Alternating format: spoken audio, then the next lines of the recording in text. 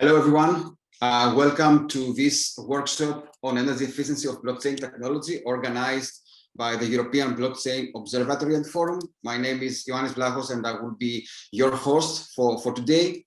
So let me start by sharing the housekeeping rules for this webinar. So the workshop will have a duration of approximately 3 hours. If you would like to ask a question, please use the Q&A section of Zoom. You can either ask a question using your name or anonymously. If you wish to contribute or leave a remark, please do so in the chat section. Also, during the presentations or while we're having the panel discussions, you can write up your question in the Q&A section again, and the most relevant questions will be selected to be directed to the panelists to be answered. Of course, this is subject to the time that we will have left for each one of the panel sessions. Last but not least, for your information, this workshop will be recorded. Only what is said and presented on screen by panelists and moderators will be recorded. So just to make sure to know that your questions will not appear in the recording. And the recorded version will be uploaded on the EU Blockchain Observatory and Forum media channels a few days after the event. Now, without further ado, I would like to give the floor to Peteris Eziglalvis, Head of Unit Digital Innovation and Blockchain from the European Commission, DigiConnect, to give you the welcome speech. So, Peteris, the floor is yours. Thank you. Thank you very much for giving me the floor, and thank you very much to the organizers, the speakers, and the listeners for taking part in this workshop on a very important issue, energy efficiency of blockchain. Like a lot of people, I found the original Bitcoin protocol remarkable as a proof of concept of the way that we could utilize a permissionless and trustless payment, or how to say, in reality, speculation system among many different actors in the society without a central player regulating it, controlling it. And part of this answer was the consensus mechanism of the proof of work. As time has gone on, and in light of also today's developments, the adoption of the European Union climate law, which I'll make reference to in a moment, we have looked to wanting more sustainable mechanisms. Bitcoin is still there, and obviously going back, I mean, for me, it was probably 2012, 2013. I really started looking at it in an academic context at that time very, very seriously. Unfortunately, not at that time in an investment context, and never in an investment context. But I think now we've moved into an era where more environmentally sustainable solutions, other consensus mechanisms, such as proof of stake, are very interesting for us. And so I think that's part of the theme of today's workshop. How heavy is the environmental impact of proof of work? Is it as inefficient as it seems to be to many people? What are the more energy efficient solutions? How can we make blockchain DLT part of the digital transformation?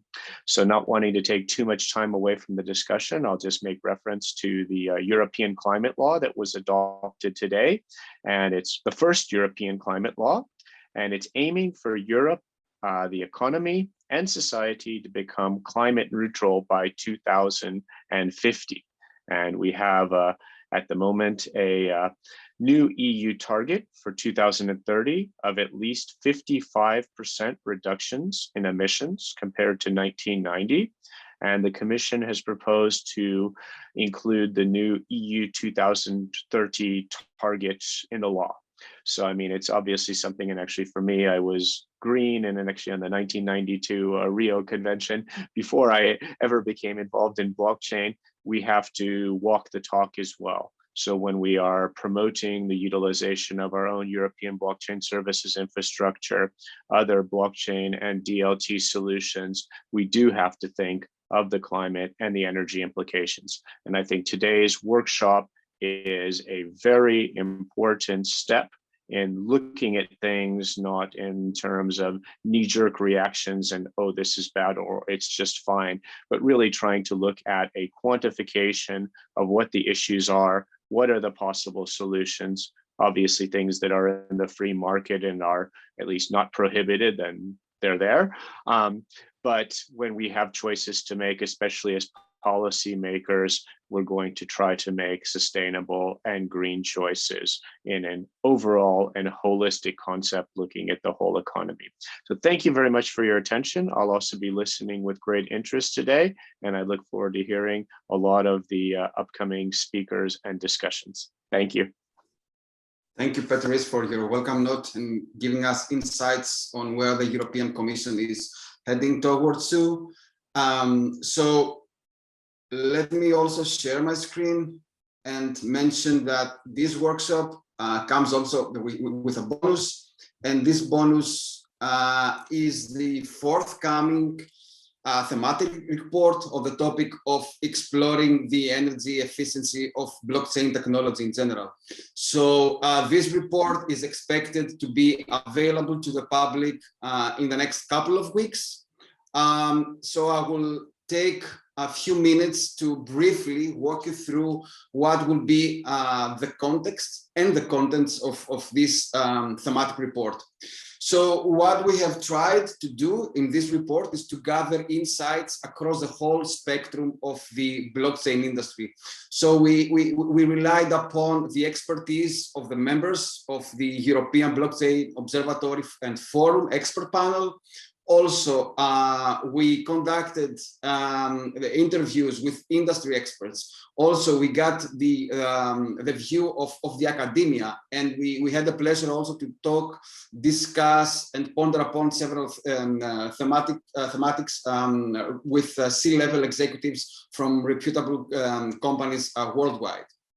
Now, when it comes to the table of contents of the thematic report, we have one, let's say, introductory chapter on demystifying consensus protocols, where we are discussing about the general presentation of the Byzantine fault tolerant systems, which is the cornerstone of the blockchain and DLT technologies, consensus mechanisms, the different blockchain types, public, private, and hybrid consortium blockchains.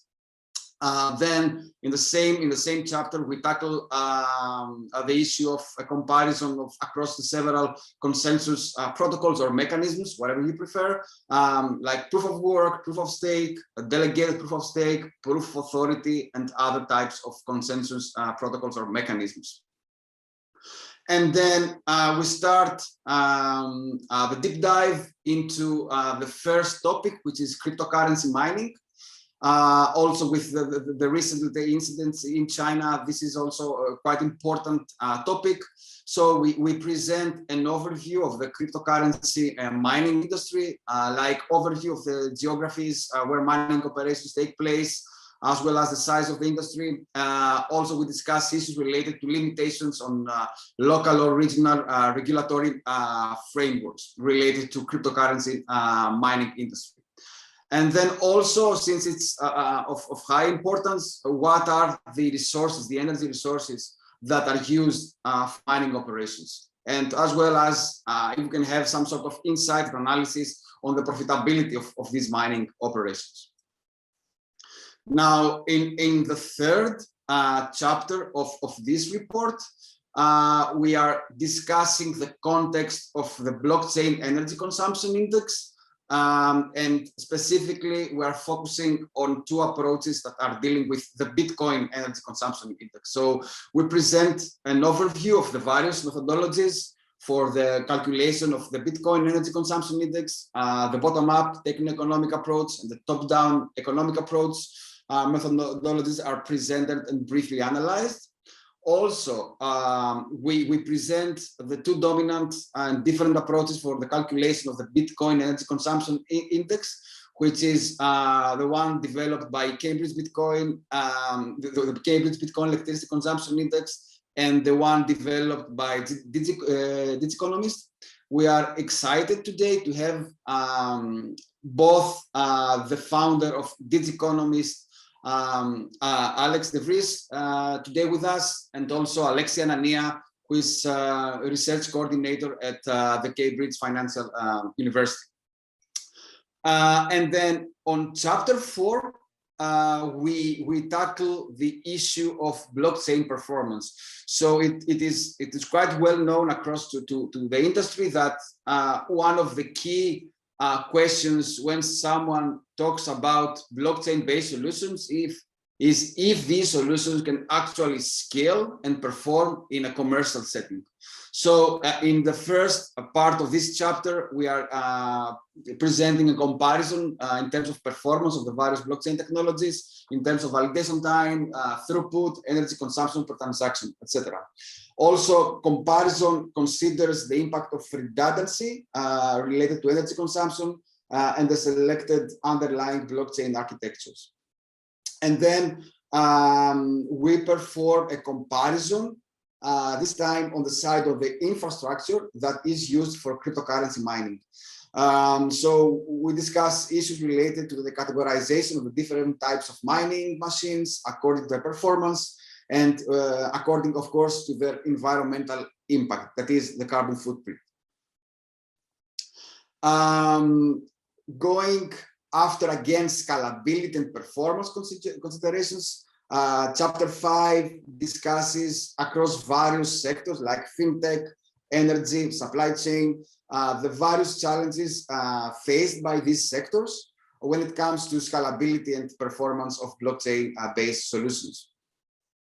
And then the last part of chapter 5 is focusing upon how we can overcome, at least partially, this scalability and performance barriers so that solutions that are based on blockchain can scale and be used in a commercial setting.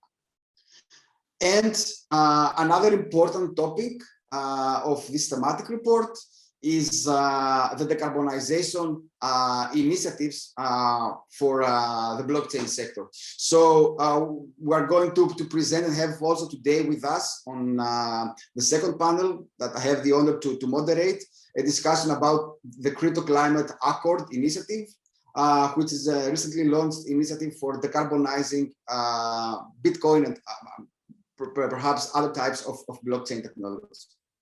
So thank you very much. I will not take much more of your time, and I will just stop sharing my screen and give the floor to the first presenter today, to Gilbert Frinzen from the University of Luxembourg, the Interdisciplinary Center for Security, Reliability, and Trust, that is going to share with us his insights on a presentation with title Beyond Proof of Work, Energy Consumption of Blockchain Systems. So Gilbert, it's a pleasure having you with us today. The floor is yours. Thank you.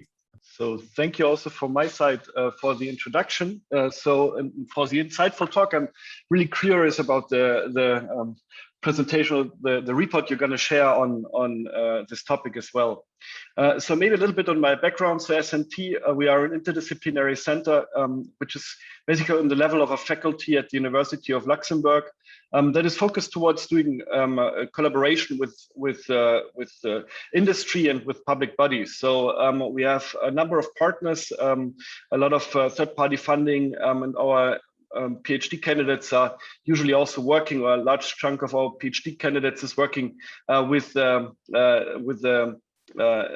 industry and working on concrete projects where we try to implement something. Myself, I'm originally from Germany. I've done a couple of projects in Germany. I'm in the area of blockchain. I'm also a member of the European Blockchain Partnership Technical Group and of the Academic Advisory Board of INATBA.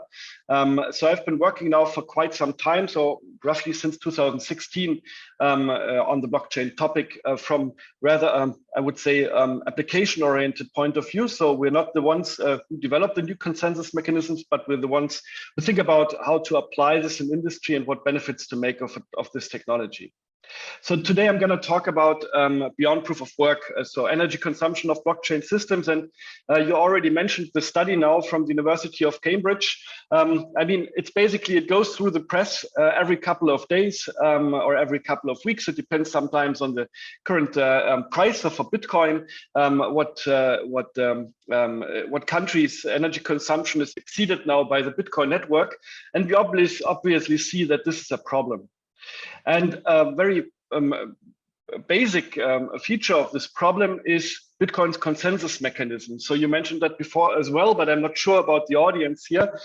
So what is a consensus mechanism? The consensus mechanism is basically an algorithm that makes sure that all participants on a given blockchain, so for example, on the Bitcoin blockchain, that all participants reach a consensus about what is the truth. So you might have heard about the notion of like this single point of truth, that everybody can trust what is in the blockchain, that what is in the blockchain is immutable, so nobody can change it afterwards or even delete it.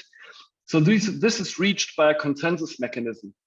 And Bitcoin uses a consensus mechanism that is called proof of work. So basically, Bitcoin makes it extremely complex to add another block to the blockchain, extremely complex in terms of calculations that you need to do.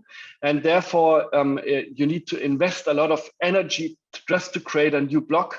And this makes it hard to forge a block. For example, if you would like to change it, if we would like to attack this immutability of the Bitcoin blockchain. Nevertheless, there's also other blockchain solutions, and Bitcoin is only one example. The Ethereum blockchain is another one that still uses proof of work and not the successor. I would say that at least the Ethereum Foundation is aiming towards is proof of stake. So where you try a different approach, where you do not rely on this extreme energy consumption, not on these extreme calculations, but where you find another mechanism, it's called proof of stake, where you basically say, okay, I need to put in a deposit.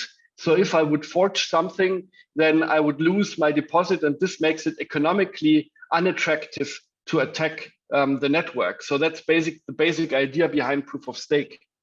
But then there's also another one, it's called proof of authority, which is, for example, used by the Hyperledger solutions.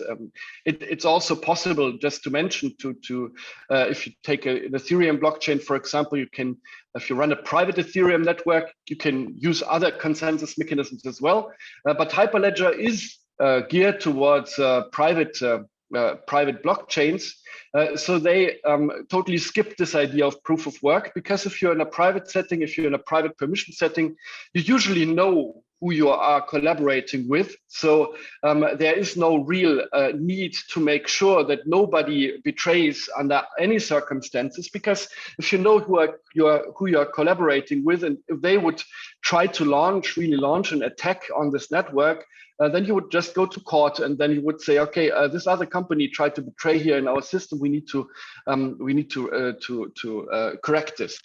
So there is different consensus mechanisms that are also used, I would say, in different settings. If you have this public permissionless setting, so where you know nobody on the network, on the blockchain network, then you need a proof of work, for example, or maybe a proof of stake. Because they provide the highest security that nobody can attack this. At least it's extremely hard to attack this. If you're in a private permissioned context where you know who you're collaborating with, then proof of authority also provides a high level of security, and a high level of security that is totally sufficient, as you also know who you are collaborating with. So you can see there's different features to different technologies, and it's not that the world stops here. So this is not now like the full list of all technologies that we're looking at the moment. So a couple of years ago, a company, namely BMW, approached me, and since then we've been developing a tool that is called Distributed Ledger Performance Scan. So this was initially intended to be some tool basically to analyze different technologies, features, which basically means, I mean, BMW had the question, and this is not a secret, BMW had the question, we want to apply the blockchain technology, but obviously we would guess that it makes a difference if we apply the blockchain technology within our supply chain with maybe some depends on the number of suppliers and on the importance of suppliers, which you would include in such a system. But it makes a difference if you implement something like a blockchain system in your supply chain, or if you implement something like a blockchain system where each car would run a node, for example. So they wanted to have some data about which technology is most suitable for which use case. So we built this distributed ledger performance scan. It is in the meantime also published open source on GitHub. And we're continuously developing this, especially focusing here on these quantitative questions. So what is, for example, here, questions of latencies, throughput, how much transactions per second can a certain technology bear? And we implemented this not only for one of the blockchain technologies, but in a modular system, meaning that we found that we can implement this for all different blockchain technologies and basically run something like a standardized test where we test each blockchain against a standardized test and see what throughput, for example, the blockchain can realize. So what does this now have to do with energy consumption? And what you see here is now to the left of the linear scale, but because you see nothing to the right on the logarithmic scale. So this is the energy consumption per transaction for different architectures. And you see there enterprise blockchain, and enterprise blockchain basically assumes that you would have, for example, Hyperledger Fabric or Hyperledger Besu that is implemented in the European blockchain services infrastructure.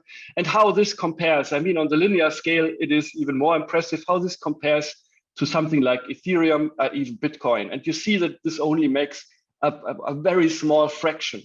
So this notion of blockchain being per se energy inefficient is just wrong. I mean, you can do it in a better way, and you can still do it in a worse way when you implement an enterprise blockchain. But Bitcoin is not the thing to compare here. Bitcoin is just extremely off this comparison. The European blockchain services infrastructure actually has the objective that the system shall not have a consensus mechanism based on proof of work, because this creates too much energy consumption. So I guess within Europe, with the European blockchain services infrastructure, we're here on the right way. And just to give the later discussion, one element, I want to address also like the opportunities that we can see when we're looking at the blockchain technology and on the topic of sustainability. I guess all of you remember how the world looked towards the Suez Canal in the past, I don't know how many weeks is it ago, maybe 2 or 3 weeks ago, when the Ever Given was stuck in the Suez Canal. And it was altogether, the Suez Canal was blocked six days, 367 vessels were blocked, 40 needed to be rerouted, 8,000 documents of documentation, 7 days of a waiting line, and per ship, a waiting ship or a ship in harbor consumes 1 million joules per second. And we had a little fun comparing this to what TradeLens is doing. So some of you might have heard of TradeLens. TradeLens is some solution originally pushed by IBM together with Maersk as the largest container shipper in the world. And TradeLens is basically a tool for managing the documents, the documentation around container shipping. So each container has creates a huge pile of documents. And we looked at the energy consumption of TradeLens, and I mean, we do not have original data here, but we can assume, because we know what technology they use and how the technology would be set up best. So we defined a best case, average case, worst case, and we found that the total energy consumption per second of this whole solution, TradeLens, is in the worst case still 100 times smaller than just one ship waiting in a harbor. So basically, if you have you're saving 1 second in a ship per harbor, you've already in one ship in a harbor, you've already made up for the energy consumption of trade lanes. So I think this is a good example where you can also see that blockchain is not necessarily only a solution that costs energy, but if used in the right way, it might even save a lot more energy than it costs. So thanks a lot for listening, and I'm looking forward to questions or to the further program of the webinar. Thanks. Thank you, Gilbert. Thank you. Now, after this, let's say, walk through the consensus mechanism, the different approaches for achieving consensus in a blockchain, we will step into our first panel discussion. And I am excited to present to you the moderator of this first panel that is focusing on the energy consumption of blockchain myths versus reality. I'm happy to have as a moderator in this session, Irena Adamski. Irena is responsible for partnership, development, and regulatory affairs in Jolocom, an IT company based in Berlin that focuses on the development of self-sovereign identities. She's also very active in the blockchain sphere, serving as a BPAP member of the OECD, General Secretary of the German Blockchain Association, and she's also co-chairing the INATBA working group on energy. So, Irena, the floor is yours, and we will all looking forward to an exciting discussion with your panelists. Thank you. Thank you so much, Blahos, and also hello and welcome to everyone who is here on the panel as well as in the audience and who has just joined. So I am very delighted to have a spectacular panel for you today. We will focus on different aspects of the energy consumption perspective. One is the political, another one is going to be the actual consumption, what blockchain actually means, which we should keep in mind, as well as governance schemes and how that factors into different things. But first, let me give you a short and sweet introduction of our stellar panelists. I would like to start with Mr. Marco Loprino, who is Principal Administrator of the DG Climate at the European Commission, where he's focusing on developing blockchain projects and strategies to support the EU climate policy. And he has a wealth of experience going for him to make the most of that. He has 19 years of experience with climate policy, and he has been focusing efforts on ETS, so emission trading schemes, technical cooperation projects in China, South Korea, Tunisia, and other areas. A very interesting person to meet and have on the panel today. So thank you for being here, Mr. Loprino. Thank you. Thank you. Then we have Mariana Bellotti, who is also co-chair of the INATBA working group, in this case for the one on blockchain governance schemes.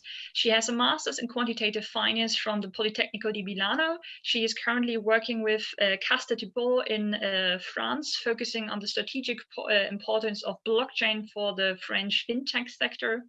And she has also quite a couple of publications on the potential use cases and adaptability and security issues where blockchain is concerned. Mariana, we are delighted to have you here. Then I am also happy to give you Mr. Alex de Vries, who has already mentioned earlier. He is the founder of the Dig Economist blog, where he is looking at unintended consequences of digital trends. And he has been the one who got the ball rolling, so to speak, with his Bitcoin Energy Consumption Index started in 2016. Alex, glad to have you here today. And last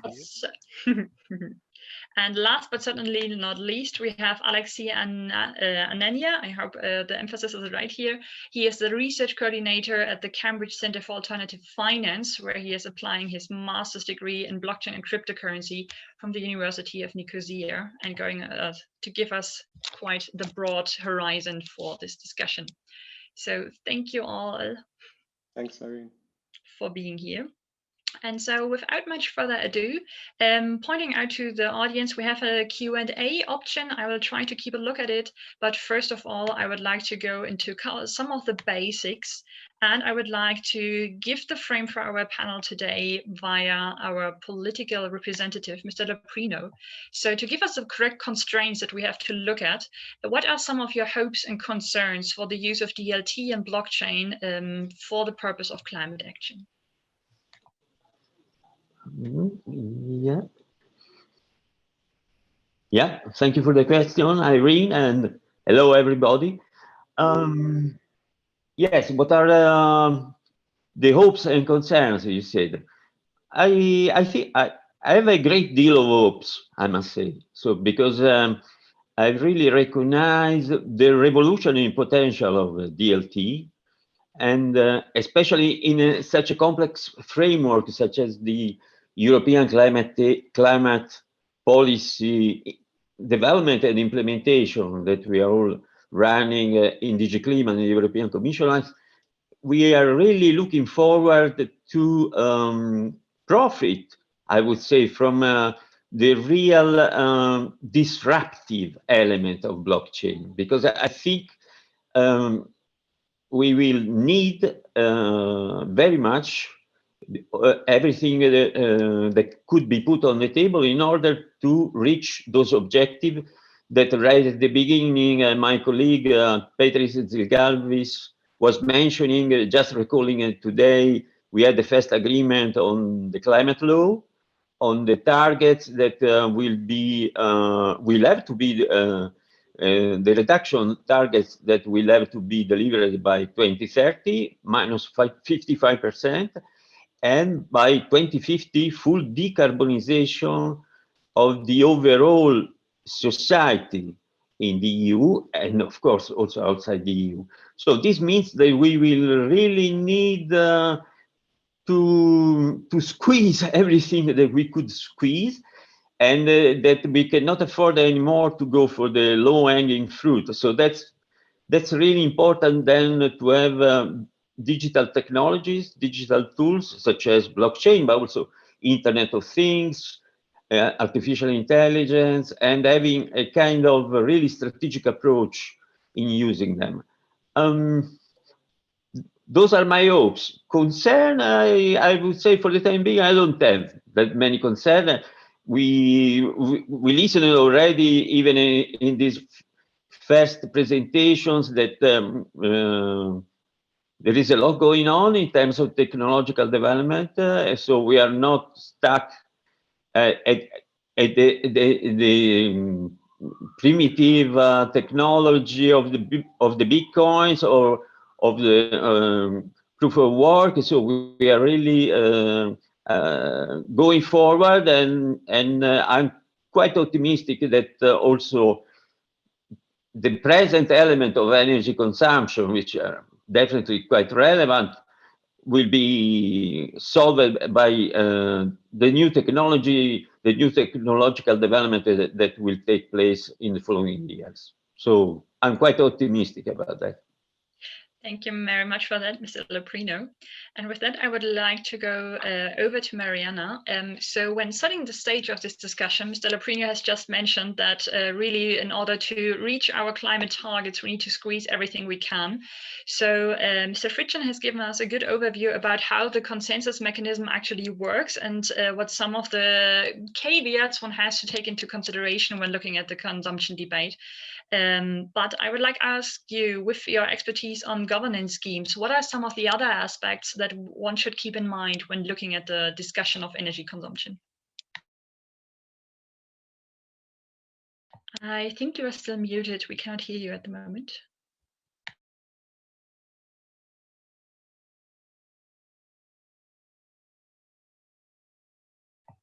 Might be my connection, but I cannot hear her. No, I cannot hear her either. It happens. Now it works. Perfect. I don't know. As Gilbert presented before, consensus, of course, so proof of work consensus does not represent the overall consensus world, I would say. Different consensus schemes exist and have been proposed also to solve the energy issue problem.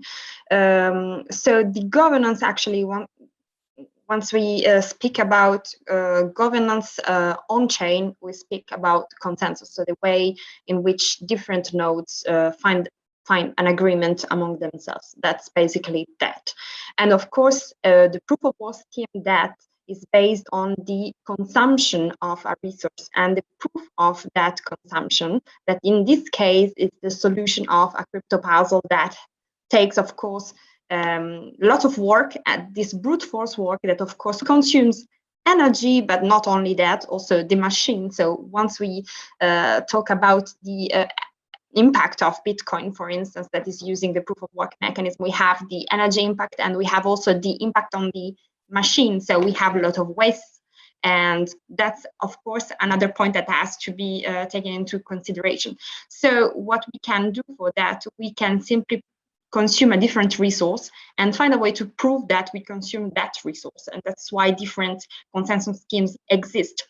Just a small parenthesis on the evolution of consensus. So basically, Bitcoin proposed a new paradigm, I would say, of reaching out a consensus. Consensus problems existed before and were introduced actually in the 80s and late 70s and 80s. So what happened is that we found ourselves as a society in 2008 with Bitcoin, let's say 2010, for all the world that started considering that, with a new consensus scheme that was consuming energy. So this was something new. And we said, okay, these consensus schemes as these and these problems, let's see how we can resolve this problem. And the resolution of this problem was simply looking at what has been done before. So consensus exists, and so we can reuse the past consensus mechanisms and protocols that were proposed to provide different mechanisms and to build different blockchains that can consume less energy. Thank you for that. And to then wrap basically the introduction to the facts that need to be considered, I would now like to ask Alexei. Bitcoin is like the one huge example when we're talking about blockchain, but actually blockchain has become something of a euphemism when we're actually talking about DLT, which is distributed ledger technology.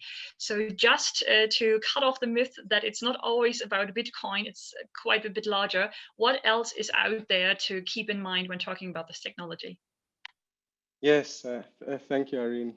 So I'd like to get into the various use cases, but I think at this point it's probably important to first describe how these are different on a structural level, both architecturally and as a mechanism design. And I've heard that covered in the previous session too.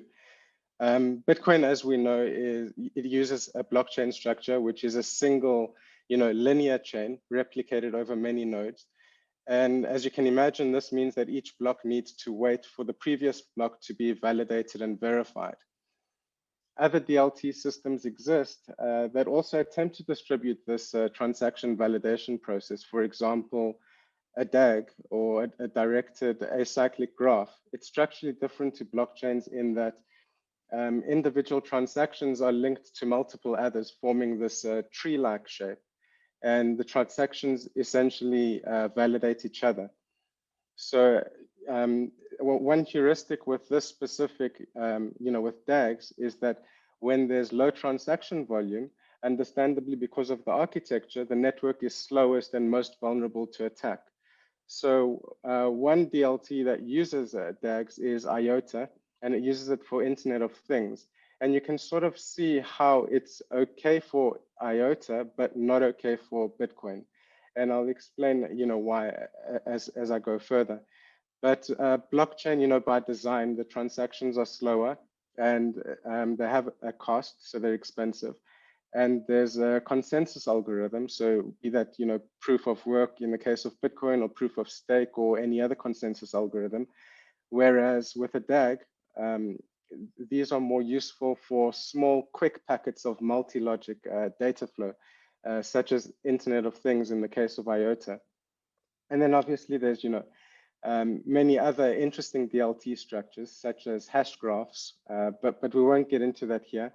To come back to the question, Bitcoin, has established itself through a widely agreed set of unique adjectives, whether that's trustless, decentralized, global, censorship resistant. It's ultimately this fintech with the potential to enable certain characteristics of moneyness, be that your store of value, unit of account, or medium of exchange.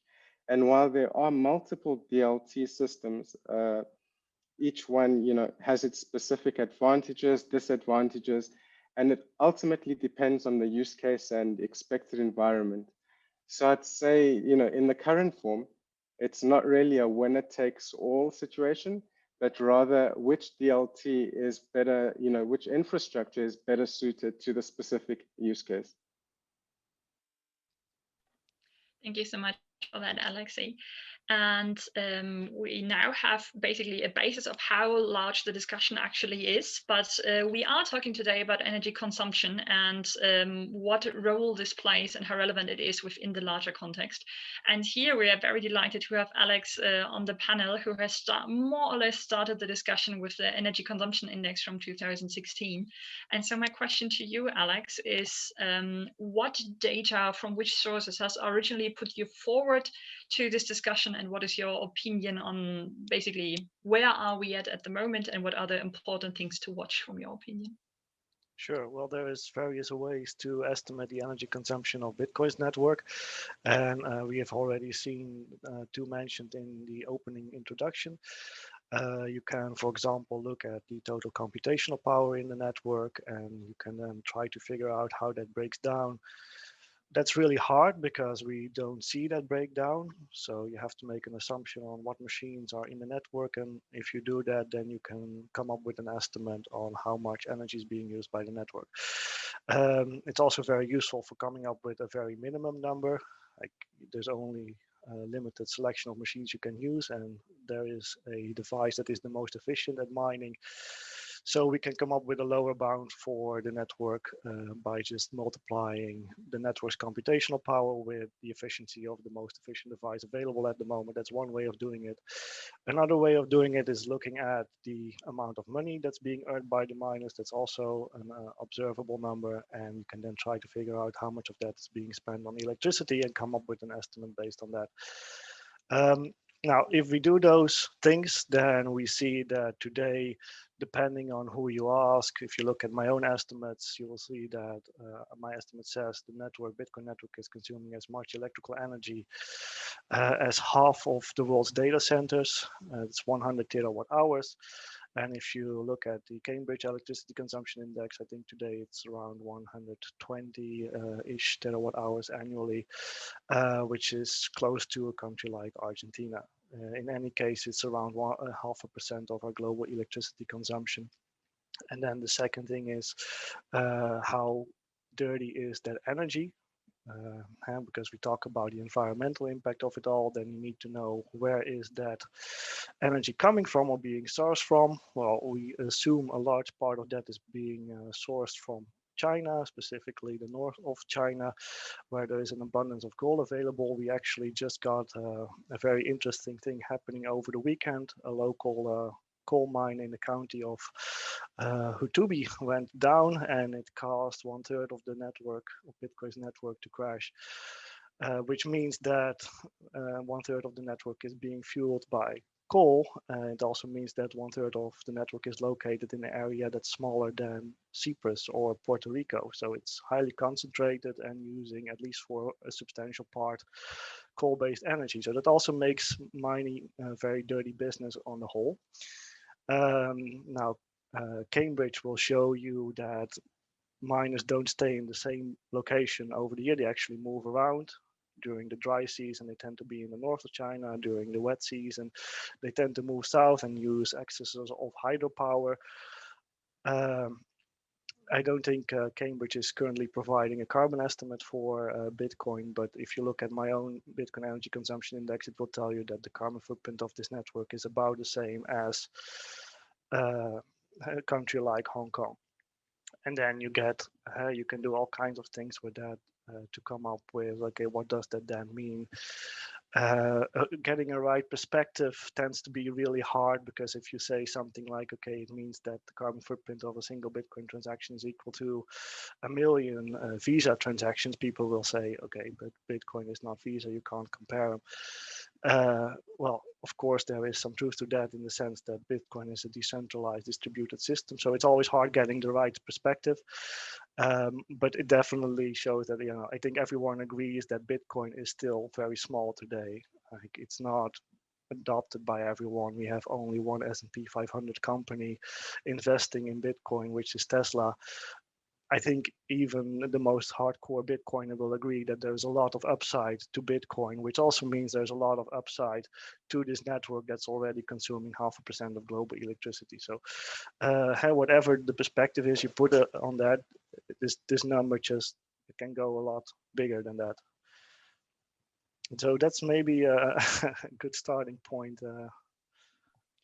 It definitely is. We also got a couple of questions from the audience already about the location and the origin of the energy. We will go into that question slightly more a bit later, but I have one follow-up question for you, Alex, and that is about the use cases. So you have already started on this, one has to put it in perspective. Of course, there is a lot of energy consumption. There are also a lot of developments into which we will go slightly later. What is happening to reduce the energy consumption, but also it's important to see what is it actually for.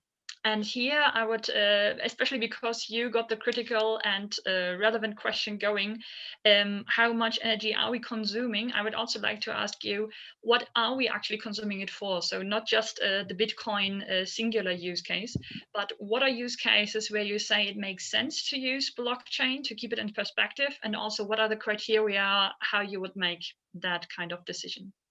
Yeah, well, it's very hard if you face the question like that, because Bitcoin is just one specific application. And if you look at Bitcoin, you will see that Bitcoin struggles with more things than just the energy consumption. It also struggles with limited scalability. For example, it can only do like 5 transactions, for example. So that really limits the amount of use cases. That's why nowadays people say, okay, Bitcoin is like digital gold. You can invest in it, but it wouldn't really function well as a payment system, because if you were to actually run it as a payment system, well, 5 transactions per second, if Visa is doing 65,000 transactions per second, if they need to, that's not going to work out. But then, this doesn't necessarily mean that everything that is built on blockchain or distributed ledger technology is facing the same limitations. It doesn't necessarily have to run the proof of work. It doesn't necessarily have to be equally limited in terms of scalability, depending on how you do the system.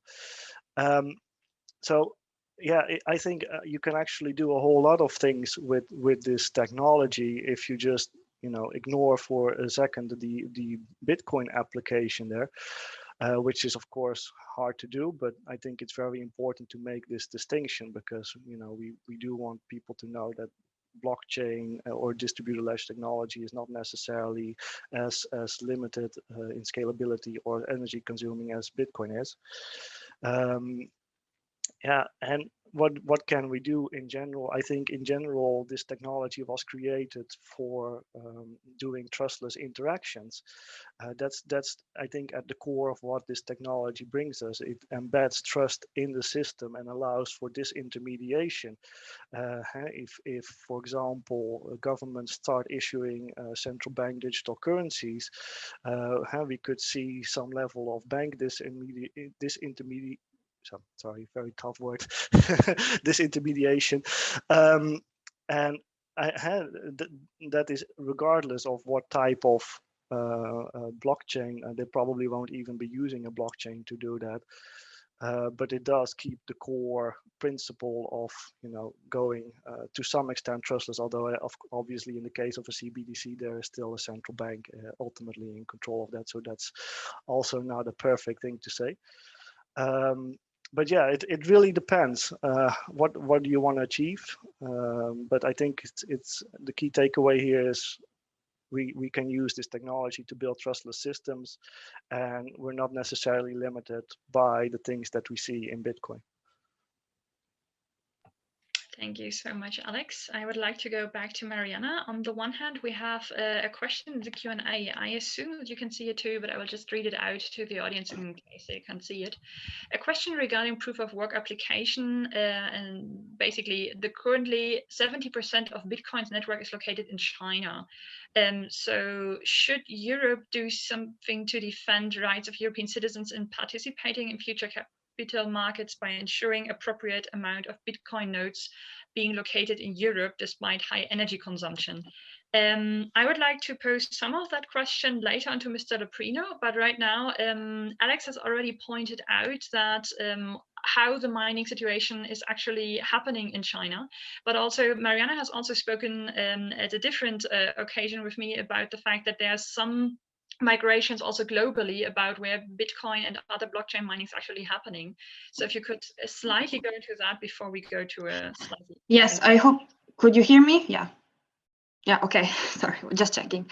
So yes, indeed. So I was looking at the chat and the discussion. Let's make one thing clear before answering this question. Blockchain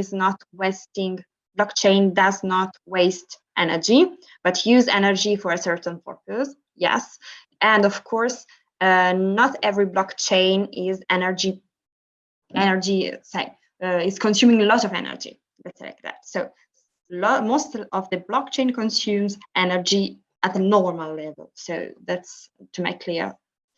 And with respect to mining, so yes, we saw a kind of centralization in the mining procedure throughout the last decade, I will say, in China and Japan, simply for the cost reasons.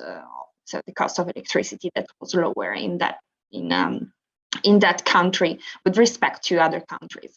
Today, the energy cost, the energy, I will say, that is used mainly for the mining procedure is green energy that is produced in the Baltic area that cannot be stored. So even in that case, now it cannot be stored. There are some developments also in the storing of energy with hydrogen, for instance. But now the energy that is not that cannot be stored is sold for a lower price. That's why we can see a rebalancing of the centralized industry that was in China, that is now more, is China-oriented, but also Baltic-oriented. So some of the miners are coming back to Europe. That's true. But of course, this is a matter of I would say decentralization paradigm that we can find in the disintermediation paradigm that is offered by the blockchain, and we cannot do anything about that. That's the law of the world. So cost is a fact. So the cost of the energy is a fact. So it's a decision matter, and of course for the miners go. Since we are, I would say, since miners are driven by incentives, they mine where they gain more. Thank you for that. So this shows that the entire question about where does energy actually, or where is the mining energy consumed, is, as it always is, slightly more complex, and more things have to be considered there in order to find the right use cases, the right estimation about energy cost, actual cost, and also about how to best regulate it and how to consider that. Before we then go over to slightly broader question, Mariana, from the governance scheme perspective, are there some recommendations regarding use cases that you would like to give the audience? So in what direction should they think when they are considering blockchain for their use cases? So we did an internal analysis with respect to when to use blockchain, which blockchain to use, and how to use it. So once we talk about a specific business case, we have to analyze which are the benefits that blockchain can give us. So the fact that it makes sense to use this technology, because of course there are some drawbacks, and of course there are some facts that needs to be considered, as for instance the implementation cost. Then once we look at the which type of blockchain we can use, of course here in this question we can find the question of which consensus mechanism need to be used, and that of course is a matter and depends on the this specific use case. So how many nodes we have, do we need public verifiability? Which type of performance levels do we need? Which type of scalability level do we need? And of course, these are questions that needs to be addressed and that will lead us to choose the proper consensus mechanism that, of course, we need to use. Mind that if we are going for a permissionless blockchain application, we are not obliged to use proof of work. There are other solutions. There are the consensus mechanisms that now are named as POX, where X is the resource that needs to be consumed. So, of course, there are other solutions that, of course, are less known as the proof of work, but have the same, I would say, level of decentralization in the consensus procedure. Okay, thank you very much for that. And then I would like to call up Mr. Loprino for the question we have partially answered about the use of energy that is currently for 70, where Bitcoin is concerned, for example, 70% based in China. And reading it out again, the question, should Europe do something to defend the rights of European citizens in participating in future capital markets by ensuring appropriate amount of Bitcoin nodes being located in Europe despite high energy consumption?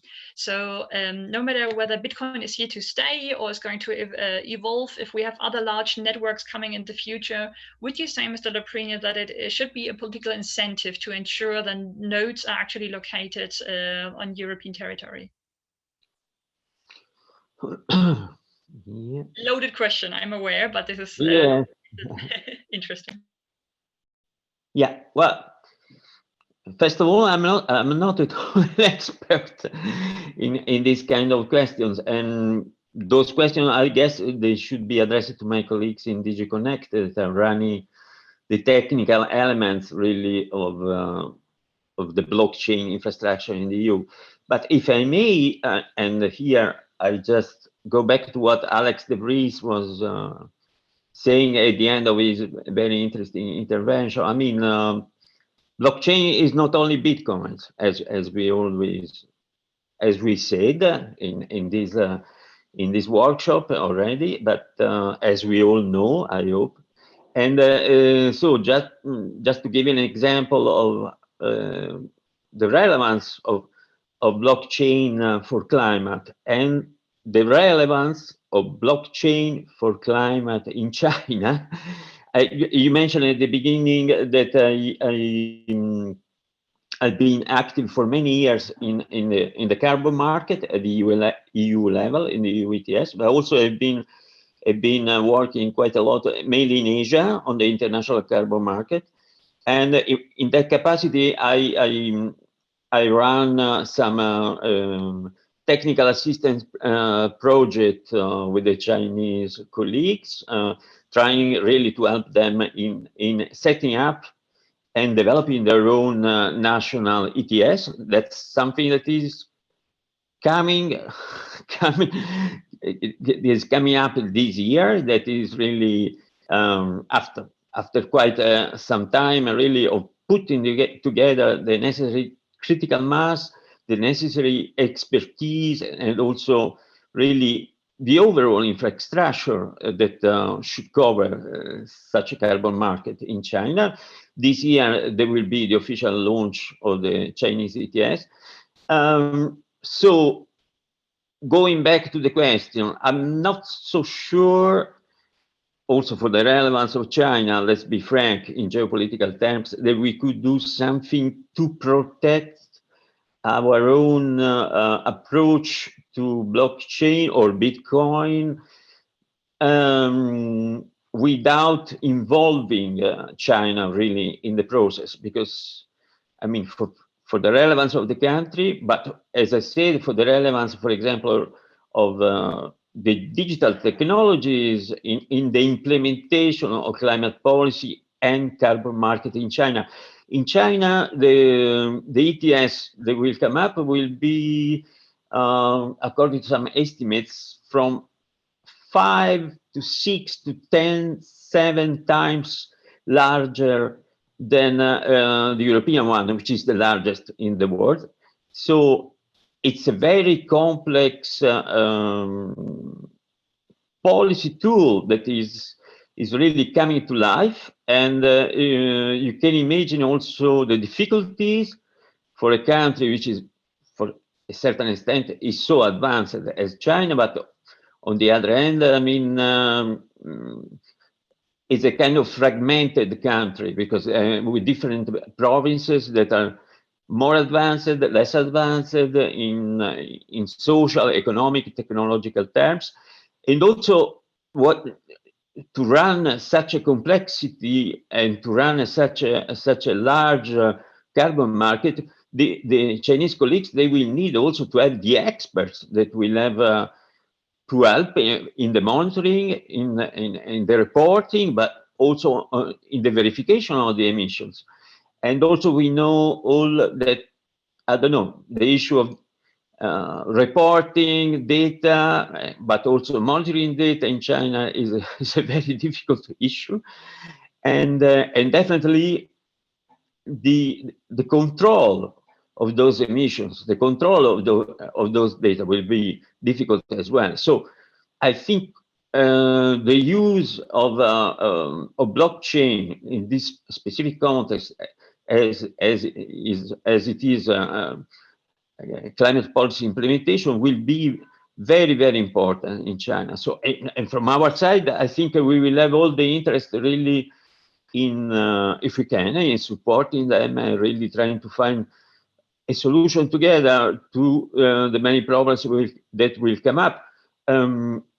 Yes, I think after so many years of experience, expertise in working in the climate policy framework environment, I can tell you that, I mean, everything is a kind of learning by doing exercise. And in doing that, I think the use of digital technologies will really help us so much. So why not doing it together with the Chinese instead of having some kind of confrontation of those issues? Yeah. I'm really appreciative of this track of handling this question, to be not confrontative, but to really bring the ecosystem together for a common goal. And if you will allow me one follow-up question in that direction. So if we are saying the entire ecosystem, both the political sphere as well as the tech expertise that we have gathered here, were to move in the same direction, what would be one wish you would like to, or one nudge you would like to give the ecosystem in order to make your life with the intricate policy making for ETS schemes, for example, a little easier? So we know everyone has development budgets, both time and money-wise. Where would you like them to apply it? Well, again, this is a little bit part of my personal history, my personal career, really, because for so many years I've been working on the MRV side of ETS, the monitoring, reporting, and verification.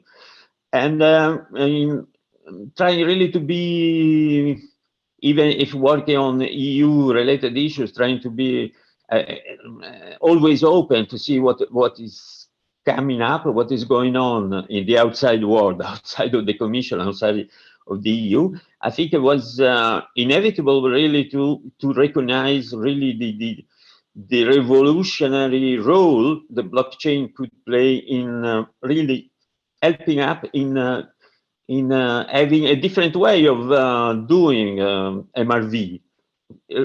Definitely. So in that sense, having a kind of digital MRV that can really be so important in cutting down administrative costs, in making possible, as I said before, not to target anymore only the low-hanging fruit, but definitely to go down to the most difficult situations, such as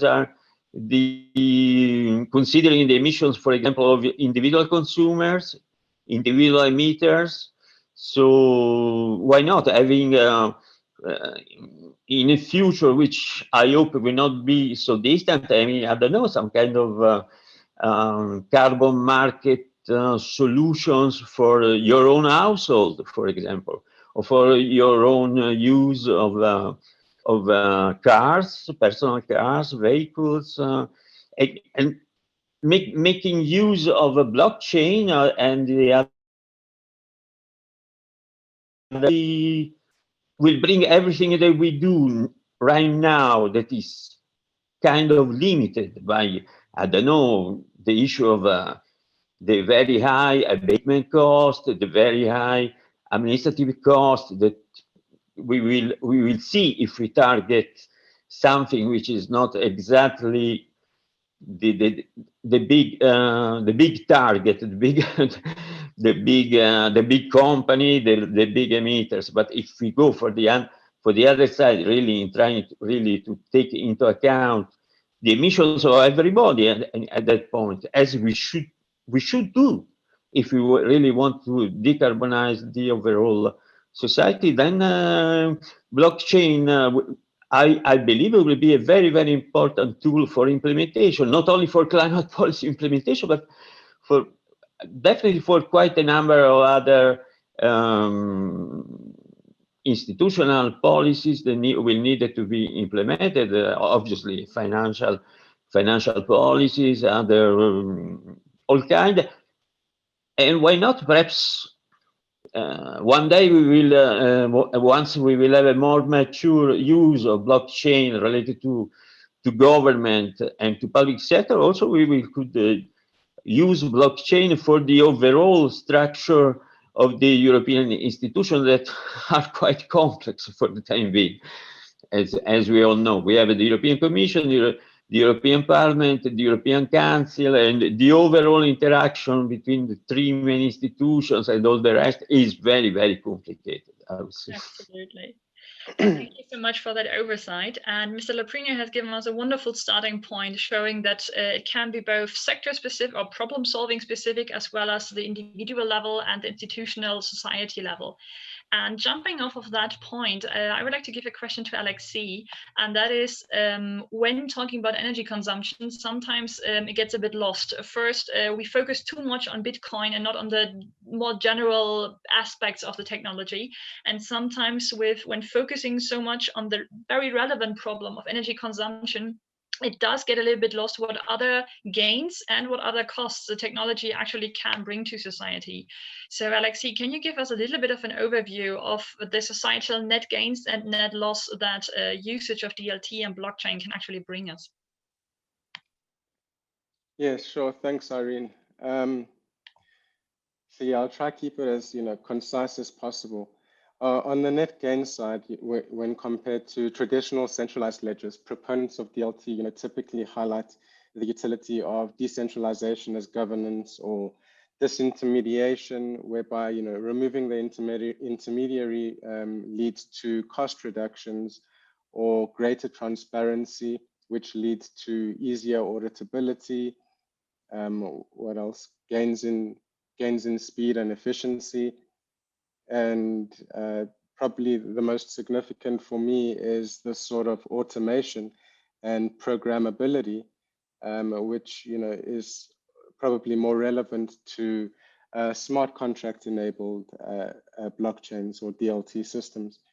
And then on the other end of the spectrum, the net losses or disadvantages and risks would probably be, for me, of course, there's this fundamental change in the roles and responsibilities of stakeholders, whereby, stakeholders that had a specific role in a traditional financial sector may be redundant or less useful on a DLT system.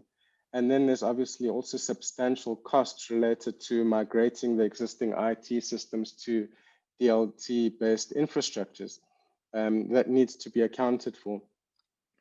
Also, interestingly, these DLT systems are often created for financial inclusiveness or just for inclusiveness in general.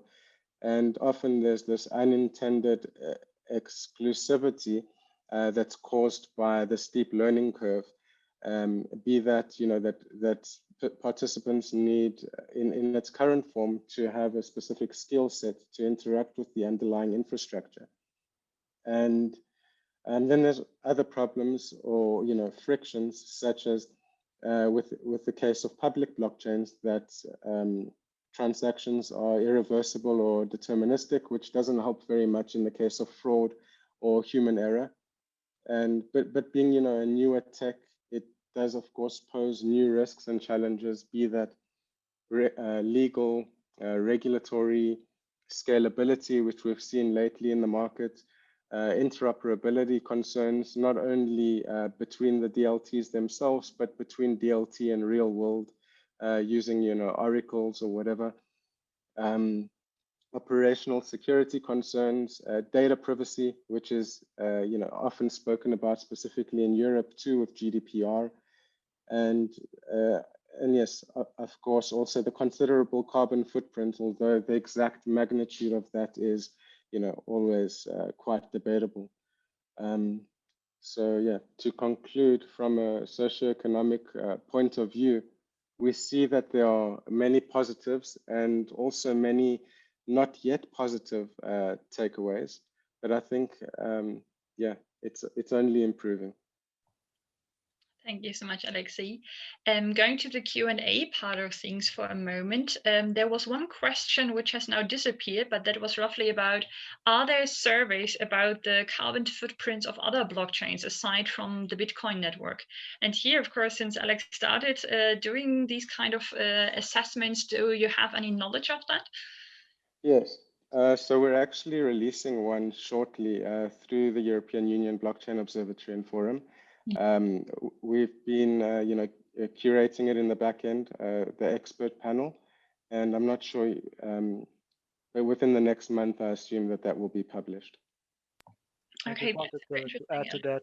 I added a link in the Q&A for everyone to see. There's also a study that already compares different proof of work blockchains. So I wasn't sure if this question was just on proof of work blockchains, but you can at least find a study that compares the various different ones in the answer to that question.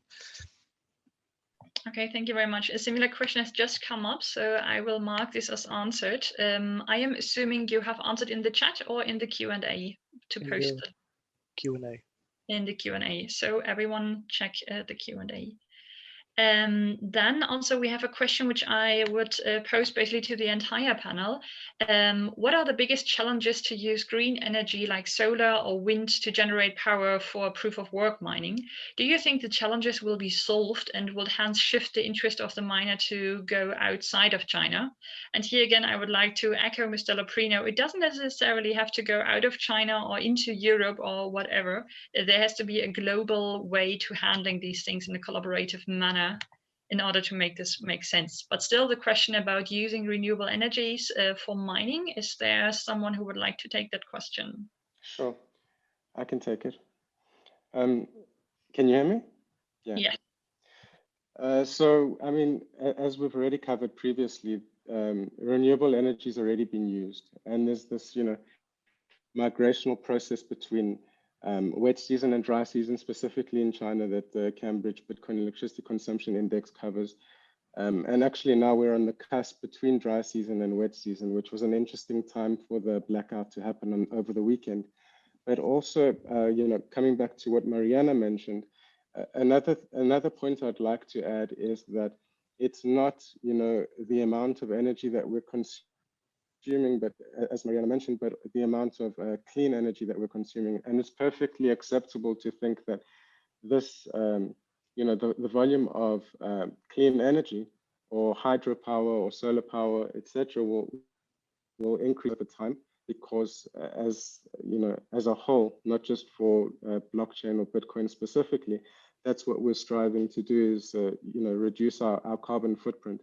So it's not a bad thing that we're consuming energy. I mean, energy is there to be consumed, and it only means that we're evolving as as a species with technology, as long as we can figure out a way to make that clean energy.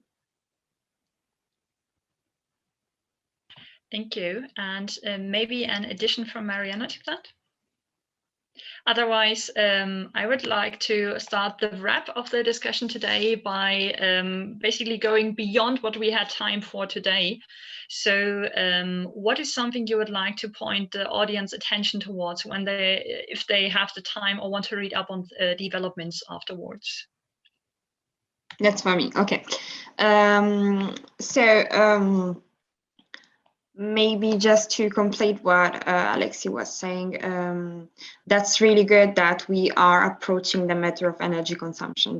That's, of course, once we once we introduce another technology in societies, using, I'll say, that is adopting traditional technology that are very different and based on different principles. Of course, we find there is also a phase of adaptation, I would say, and of course the energy, now that blockchain is well introduced, I will say, and pretty much known, but the ecosystem, I will say, the fintech ecosystem or the technological ecosystem, of course, now it's important to address the problem of energy, and the fact that there are experimentation using green energy is nothing that good, of course, but let's once we use a solar panel, for instance, for mining, let's not forget that, of course, we are consuming the machine that is the computer, the server that is used for mining, but also the solar panel that is used for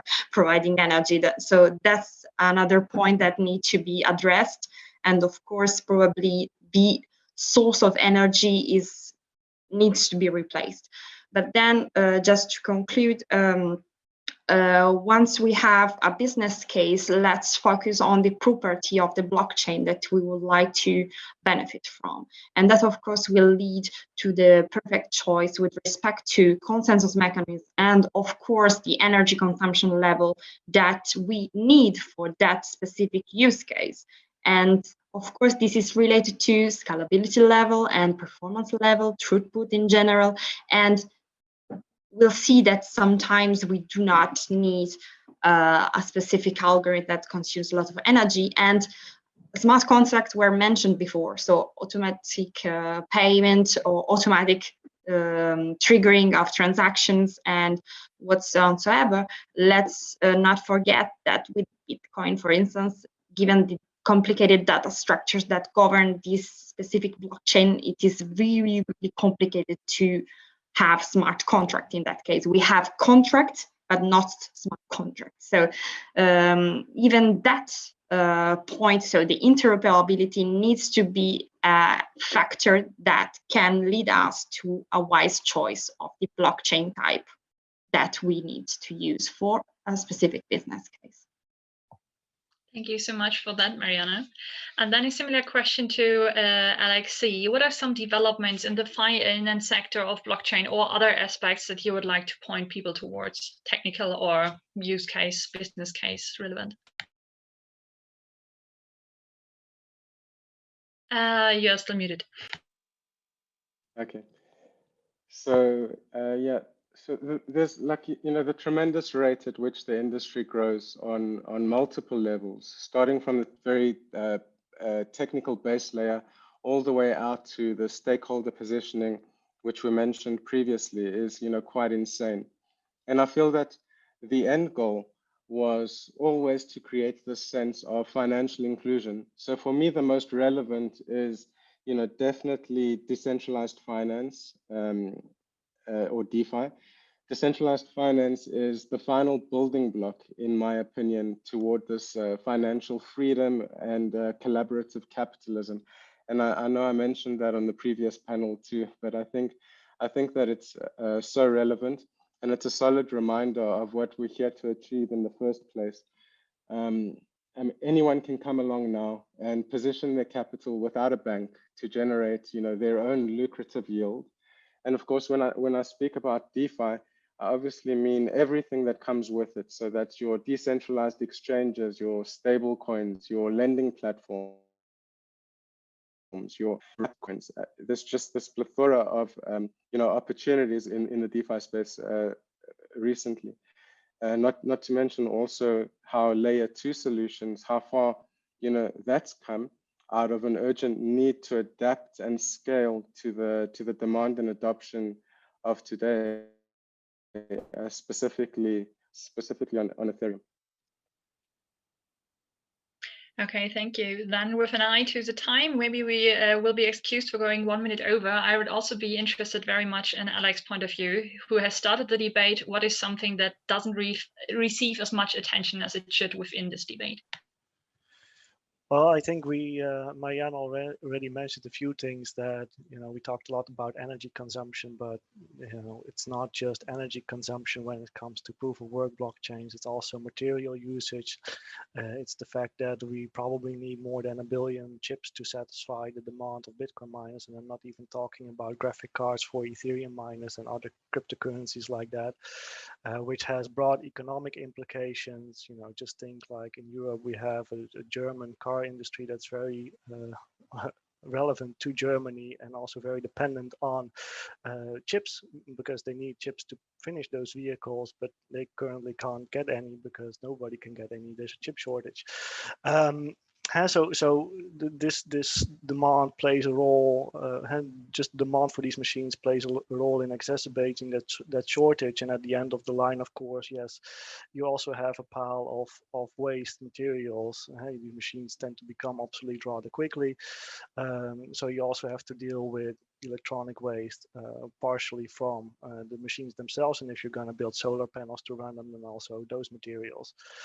And then, of course, the last thing to consider is we have a lot of this activity going on in very specific places. One of those places has been gaining popularity is a country like Iran, which is suffering from international sanctions. They can't export their oil, so Bitcoin miners can take it at really low rates.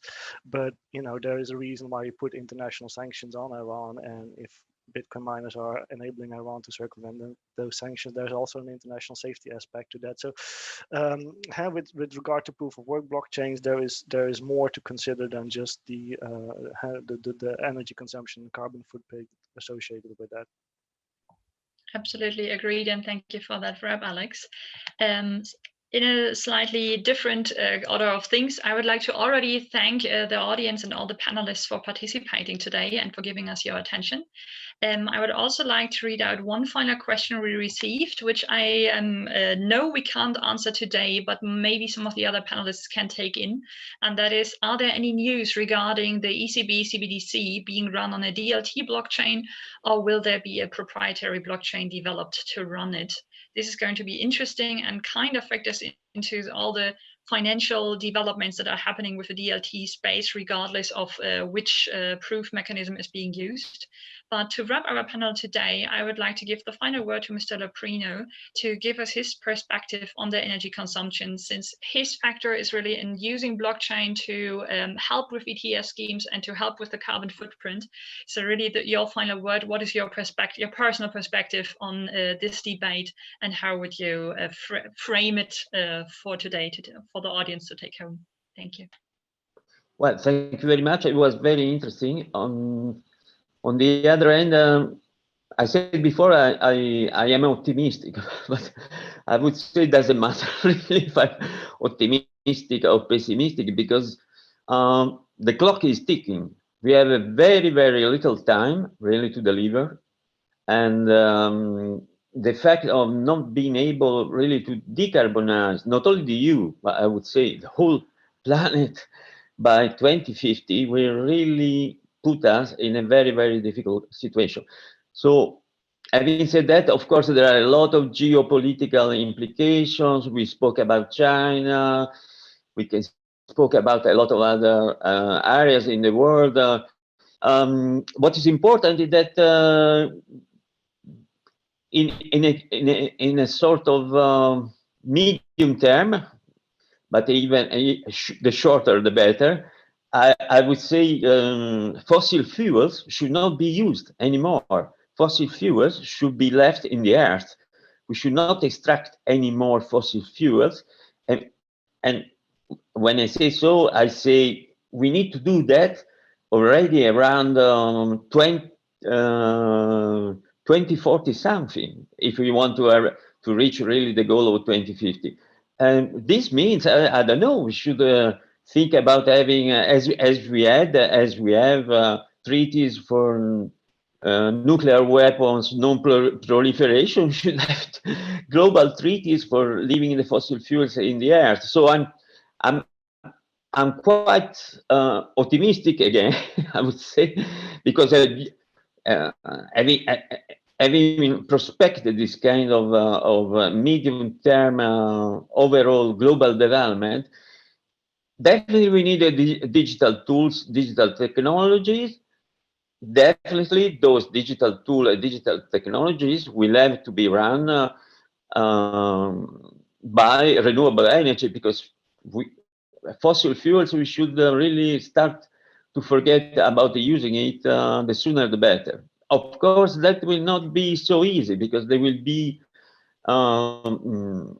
economic powers, economic interest. There will be countries, very powerful countries all over the world that will not be of the same idea. But that's how in the EU really we try really to play a very proactive role in being on the forefront, on the avant-garde of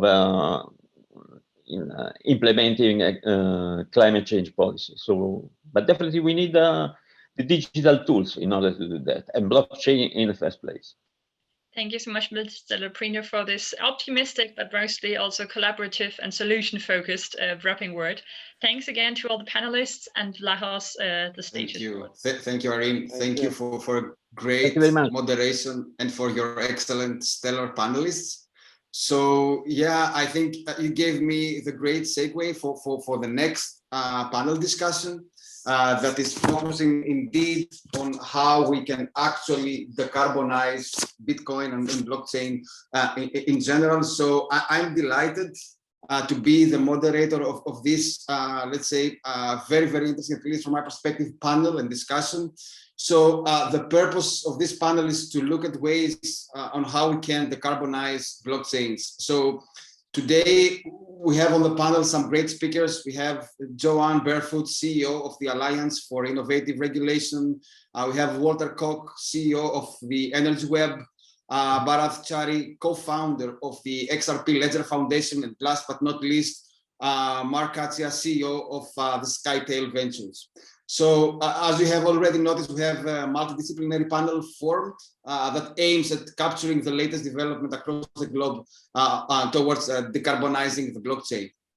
So without further ado, my first question goes out to Walter from Energy Web. So Walter, a couple of days ago, Energy Web, together with the Alliance for Innovative Regulation and the Rocky Mountain Institute, launched this Crypto Climate Accord with its primary goal to make crypto green. So could you please elaborate on that? Thank you. Definitely. Thank you very much, Johannes. Yes, and it was also, I only followed the end of the previous discussion, but what you can already see is that there's a lot of opinions on energy uses, etc. And what we actually do at Energy Web, this is how it started. We are a member-driven organization, so a lot of our members are utilities, so they actually are responsible for operating the grid all around the world in lots of countries. And of course, we have similar discussions there on, how green is the grid, at what time of the day can you show the greenness of the grid, etc., etc. So basically what we thought is, wouldn't it be a great idea to actually have exactly the same type of solutions that we are already building for other enterprises, and let's start to apply it to the crypto world, because cryptocurrencies, and we've also heard it from the last speaker, blockchains, they won't go away. They give really good solutions for a lot of problems that we currently see. If we all work in Europe, we have good governments. Perhaps they ask a little bit too many taxes now and then, but most governments are very reliable and trustworthy, but there's also lots of countries around the world where that's not the case. So giving the power back to the people and actually removing that trusted third party in countries where it's not so trusted is of course very relevant. And so it won't go away. And there's also different protocols. You now see a lot of enterprises starting to take particularly Bitcoin as a reserve currency on the balance sheet as a hedge against inflation. So rather than ducking the problem, we said, let's address it with the sector. And together with Rocky Mountain and with Joanne, who will be speaking later, we said, let's take it by the helm and let's lead by example, and let's really rally the crypto industry around this theme. And the objective is very simple. We want to make sure that all the crypto mining, let's start with that, but also the crypto services operate on a green grid. And of course, you know, when you use electricity, it's hard to distinguish between a brown or a green electron. But through our members, we have already some good tools in place that actually can give that clarity.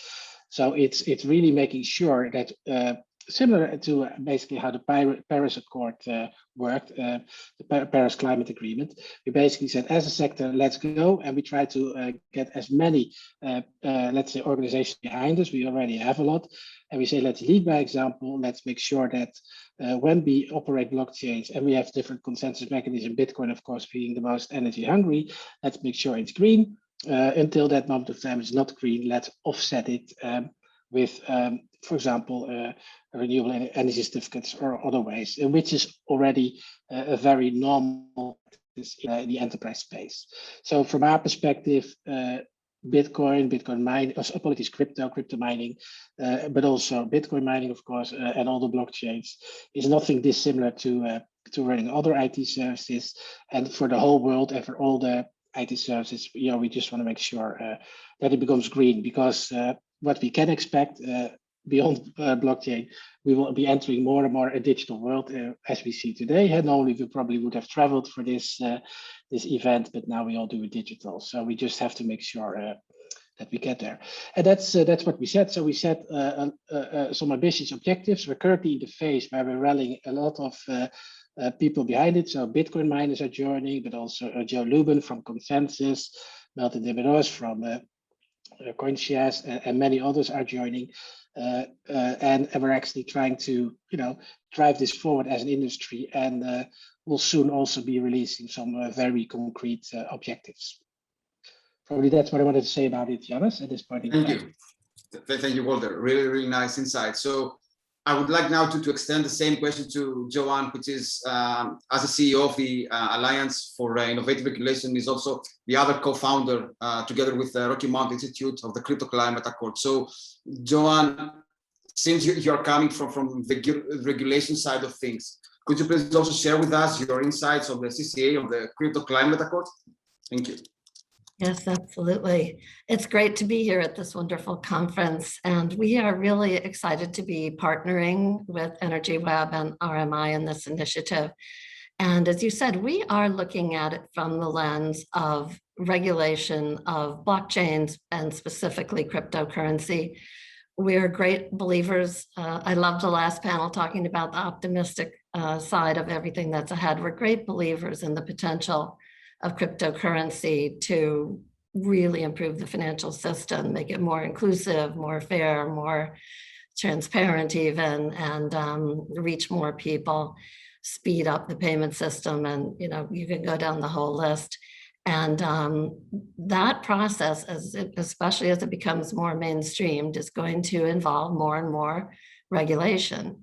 In the United States, as some of you know, we've had a lot less climate regulation than Europe has, but the new Biden administration is extremely committed to this, and we have really every agency of the new administration's government is being asked to focus on the aspects of their work that involves green activity and climate change. The Department of the Treasury has appointed a crypto czar, not a crypto, a climate czar, for example. But much more broadly, what my organization does, AIR, is that we work on how to help the regulatory sector, specifically in finance, keep up with technology. And I'm a former bank regulator myself. It's no one's fault, but it's just a fact that regulatory bodies are not well equipped to deal with the pace of change that we have underway in everywhere, and specifically in finance. And so we work to try to help equip the regulators with the insights and the tools that they need to not make the mistake of quashing good innovation, and also not to make the mistake of letting bad things come, because bad things can come along with these new technologies. We know that. So as crypto goes mainstream and we're looking at more and more potential for people to misunderstand or be hurt, there's a heavy wave of regulation that will be trying to follow on that. And we love this effort because it gets out ahead of that. It's voluntary, it's industry led. It'll be instructive to the regulators themselves as they think about how to weigh in this space. And there's a lot of work to be done in really figuring out how should we measure, how should we work, what's the best governance, and so on. So we're excited to try to be among the people who are really thinking hard about those challenges. Thank you for your insights, Joanne. Thank you so much. So now I will switch to Bharath from the XRP Ledger Foundation. So Bharath, what are the views of the XRP Ledger Foundation regarding, let's say, initiatives towards the decarbonization of blockchain technologies in general? Hi, thanks for having me on this panel. It's been amazing, especially the previous panel was so enlightening. We are very committed and very deeply interested in the decarbonization. We all believe in the new technologies which are there, but one of our core missions is financial and social inclusion. With that comes responsibility.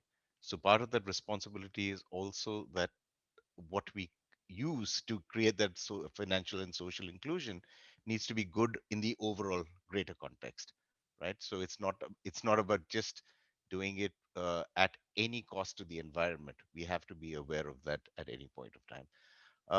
So I'm really so happy that this is not the time to be tribal or partisan. This is a non-partisan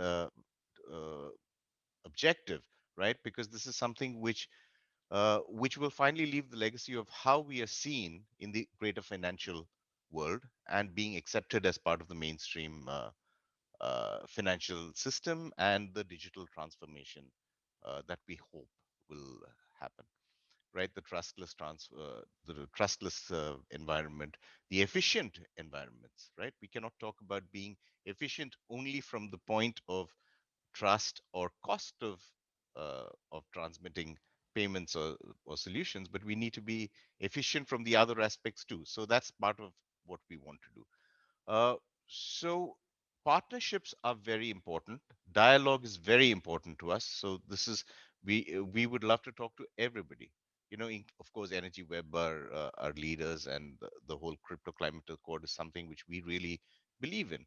And as more and more stakeholders from outside the crypto environment start looking at the crypto as was spoken about earlier, as a store of value or whatever it is, their own stakeholders also look to us to see, are we efficient? Are we green? So it's important for us to always keep talking about that. Uh, the other thing is we are focused. If we are focused on social uh, and financial inclusion, we also look at speed of payments. Right? There are some blockchains which look at being a store of value, which is very relevant. There are some blockchains which also focus on quick and minute payments. Right? You have to, if you look at small payments, the associated costs which come because of using of the cost of energy, right, sometimes makes it prohibitive. It's difficult to scale those many small bits of payments, right? And the final thing which we need to do is, who are we? We are affected ourselves as individuals. We also live on the same planet, right? So it's not that we're just stakeholders in the crypto ecosystem. So like we all look for the more efficient car, we look for the more efficient whatever, whether it's a refrigerator or a washing machine. The blockchain is no different. We should not treat it any. We should all look towards the A plus plus plus mark uh, on our blockchains, right? There are challenges because the blockchain being decentralized and the varying costs and availability of green energy across uh, that still allow it to be decentralized is a big issue, right? But that doesn't mean it's insurmountable. Like Walter said, the use of the ability to use certain technologies to be able to source, to have audits, for blockchain participants to even know where their energy is coming from, right, and see how they can offset it. So I think I'm very optimistic. Of course, that's why we exist. But I think I'm confident if we get together, I think we can be responsible players in this space. That's my initial take on this. Thank you, Bharat, for your insights. Last but not least, over to Mark now from Skytel Ventures. So, Mark, you're coming from the VC world, and you have been involved in investments in startups at the blockchain sector. So, in your experience, does the sustainability angle of blockchain technologies plays a role when you are placing your investments, or is it something that is not part of the equation so far? Well, our investment mandate is to invest for profit and also to do no harm. So if there's a sort of social impact or / good component to our investment, then it makes it much easier for us. We have the sort of model of do no harm when we invest. So we only want to invest things that actually create some sort of positive impact, whether it's in a corporate world or some other aspects. Yeah, so for that, it's very important, and it's nice that that Energy Web and others have founded the Crypto Climate Accord to be able to give that provable sustainability to proof of work type blockchains, which got a bad rap for wasting a lot of electricity. No one could argue that it's not wasted because it secures the blockchain, but it definitely is not an efficient use of energy.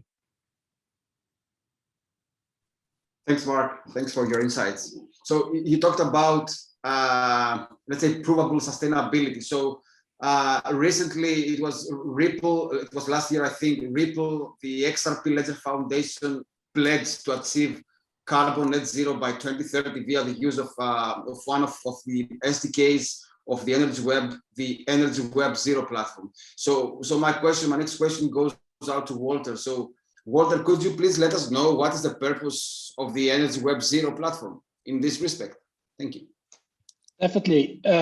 Yes, so Energy Web, of course, what we run a proof of authority chain because we were actually founded by our members in 2017 to build a digital open source infrastructure to decarbonize the grid. So it strategically didn't make a lot of sense, of course, to build a blockchain that would consume a lot of energy. So it also makes a lot of sense because we operate in a regulated environment. So a lot of our members are close to that. And like Joanne was already saying, so now the whole blockchain world and digital currency world is maturing, becomes more part of the normal economies.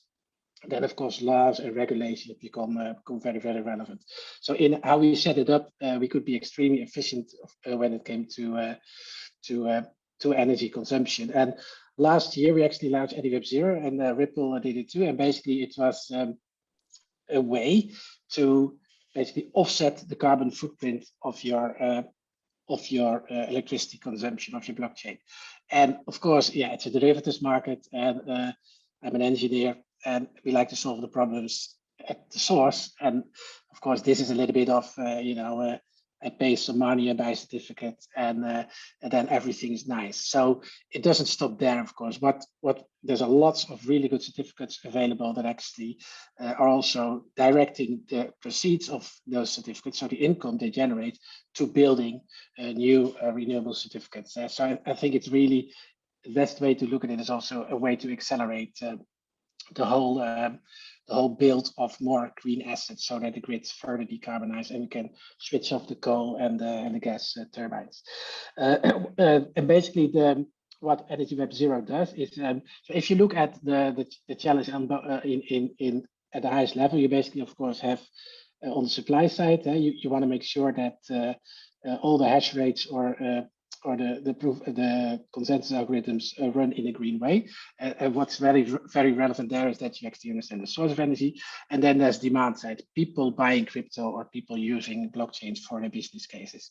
And on the demand side, we can of course do a lot with these certificates, and that's what we're building with Energy Web 0. So it will actually enable all the crypto holders or investors or exchanges, but even mining facilities to very easily input or expose to their customers saying, hey, you're buying this crypto, you're buying a Bitcoin, you're buying a 1,000 ripples. The carbon impact is this. Do you want to offset? Yes or no? And you can then click the button, yes, please offset. So you're not only paying a transaction fee, but you're also paying for offsetting the carbon footprint. And then in a provable way with certificates, again, coming from the sector that are in a regulated framework, so it's all, traceable and provable, you then offset basically the footprint of the crypto you're using. So it's a great way also for when the sector further matures, for an exchange to differentiate. So if you're Coinbase, Kraken, Bitstamp, whoever you are, Binance, if you want to say, hey, I want to give an opportunity to my customers to actually buy green crypto, you can. So it's really to, again, enable the sector. It's open source, it's working, and bring the whole market together of energy certificates, provable green, and then on the buy side, the people that want to consume either the crypto asset or use it for their application, so that they can start to really claim it's provable green with evidence. So no greenwashing, real provable green crypto. Thank you, Walter. So since also XRP was part of this initiative, I will switch back to Bharath for now. So Bharath, could you share with us the XRP's latest foundation plans to achieve this carbon net zero by 2030? Oh, yes, certainly. We are fully committed to being carbon neutral, and I think we've taken a lot of the steps, including, as Walter said, these things don't happen immediately, right? So we do need to source, we do need to pay the price in advance for the sins, right? Which are there. Fortunately for us, we are in a slightly different position because the way the consensus algorithm of the XRP ledger works is that the difficulty doesn't get higher as time goes by, or it doesn't even remain flat.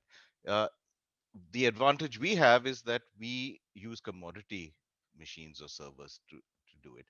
And our approach is also to constantly get efficiencies in the code, which actually allow us to run on more and more efficient systems. Ironically, as we've even experimented on single board computers as small computers go, to see how well they can also participate in the blockchain. There is an interesting fact which will actually help us going forward.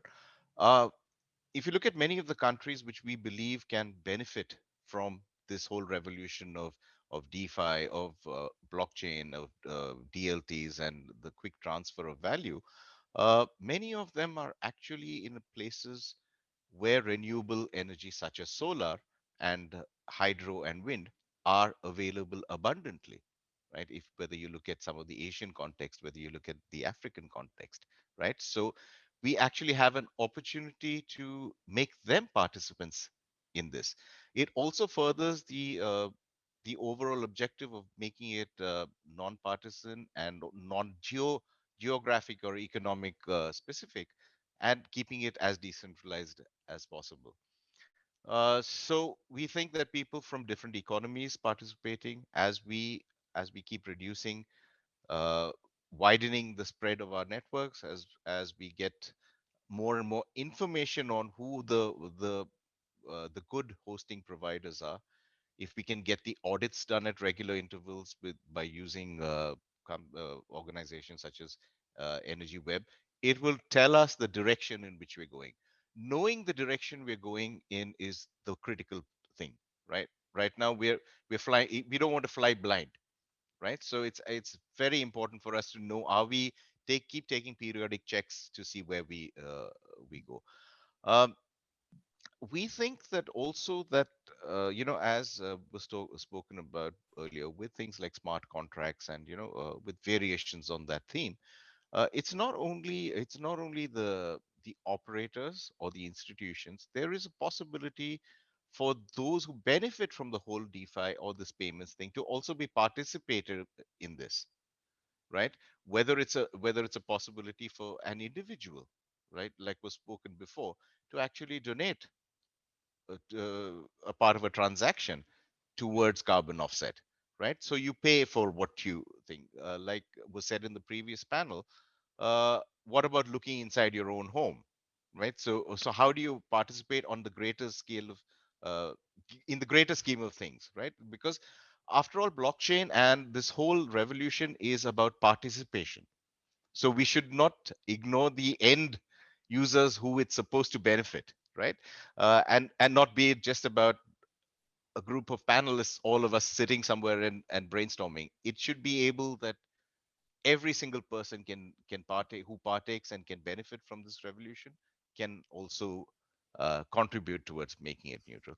I think we will be well on our way before to that by 2030. We hope we can achieve it before that, but 2030 is pretty much a hard target which we have on that. Thanks. Thanks, Bharat. So you talked about flying blind, and one of the ways to avoid this is to know the limitations and the barriers. And talking about barriers, Joanne, from your experience, let's say, what are the barriers you often see in convincing the crypto world stakeholders, that I'm referring to big miners, institutional crypto investors, and others, to move towards, let's say, a more sustainable and greener modus operandi? Yeah, great question. So there's a range of considerations. At the most basic level, it's a lot of people haven't given it a lot of thought. They don't even realize what the opportunities may be to do their work differently. And so that's a place where the Climate Accord can help educate. Obviously, there are concerns about costs, as with any financially motivated enterprise. Both the costs of operating and the costs of converting to something different can be expensive. And so people obviously also worry about disadvantaging themselves by doing something voluntary. We're seeing more and more voluntary moves, as the Ripple example is a good one. And we're seeing this across the whole, many industries. But the fact remains that that people worry that they'll put themselves at a cost disadvantage if they move by themselves, which again is another reason why we think the cooperative approach with an accord is a great idea. The rest of it, I would say that a lot of people just haven't looked at what's ahead for the sector. As I mentioned, people underestimate, I think, the fact that regulation is coming, and it can be very smart to be proactive and not stir up the ire of political leaders and regulators, because so often when we do that, the thing you get is worse than what you would have had if you had moved voluntarily.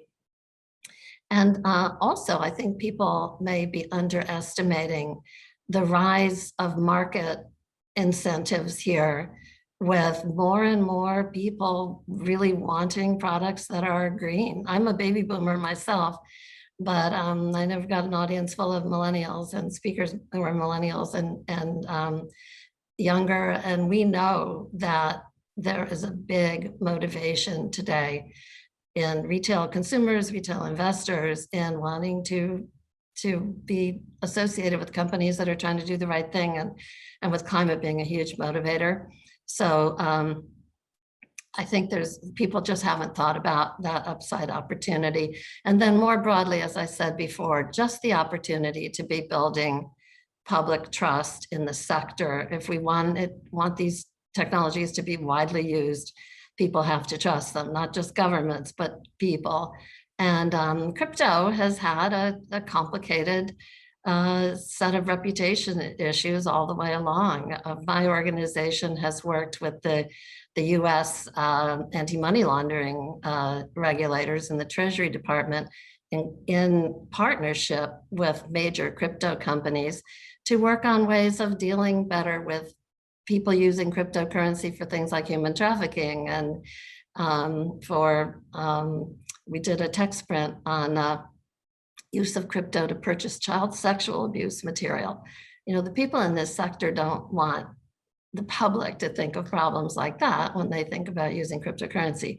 So, but again, I think that we're just at an early stage of the industry itself really realizing the moment we're in and what the opportunity is to get ahead and realize that we're headed into a new future, and it's going to require good reputation and high trust in the whole sector. Thank you, Joanne. And you spoke about motivation, and yeah, this leads me to my next question to Mark. So from your position as a VC investor, do you think that this approach of a greener crypto will be attractive, will serve as a motivation to institutional crypto investors? Or also do you think the social responsibility aspect that also Joanne mentioned will play also a role there? Yes and yes. And when I look at this, the use case for this technology, it's way bigger than just crypto. You know, so maybe there's some people around who have some experience with ESG reporting and guidelines, and right now it's pretty much a mess. You know, there are companies that set up to help with ESG reporting for corporations, for funds, and all of that.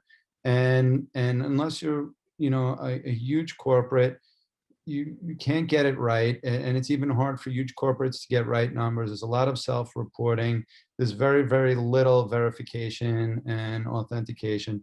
And here with blockchain technology, you know, just starting with the energy consumption, it's already there. You know, somebody could just turn up and start using, you know, the Energy Web 0 or EW0 to have a clear, very cost-efficient way of reporting their energy usage and making it carbon neutral. So for me, I think there's a huge case for this to, and not a very, you know, in terms of development, because the heavy lifting has already been done, just to apply that to other portions of ESG reporting requirements.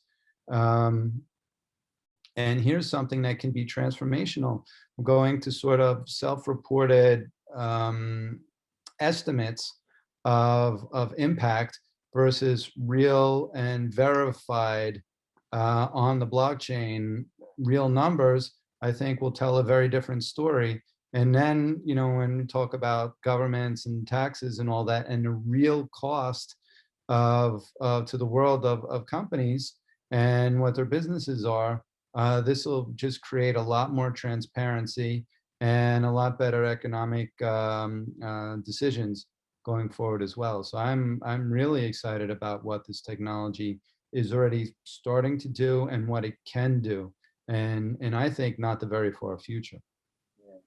Thank you, Mark, for your insights. And I would like to pose a question to all of you. So I also received a question in the chat mentioning that, let's say, the best way to pursue miners is to, let's say, use quite high CO2 price for the emissions. So my next question is, some might say, for example, that providing the crypto community with ways, and I'm referring to the purchase of guarantees of origin or renewable energy certificates, as a countermeasure to the high energy consumption of, for example, the use of a blockchain-based solution, may not solve the problem of moving towards a more sustainable crypto world.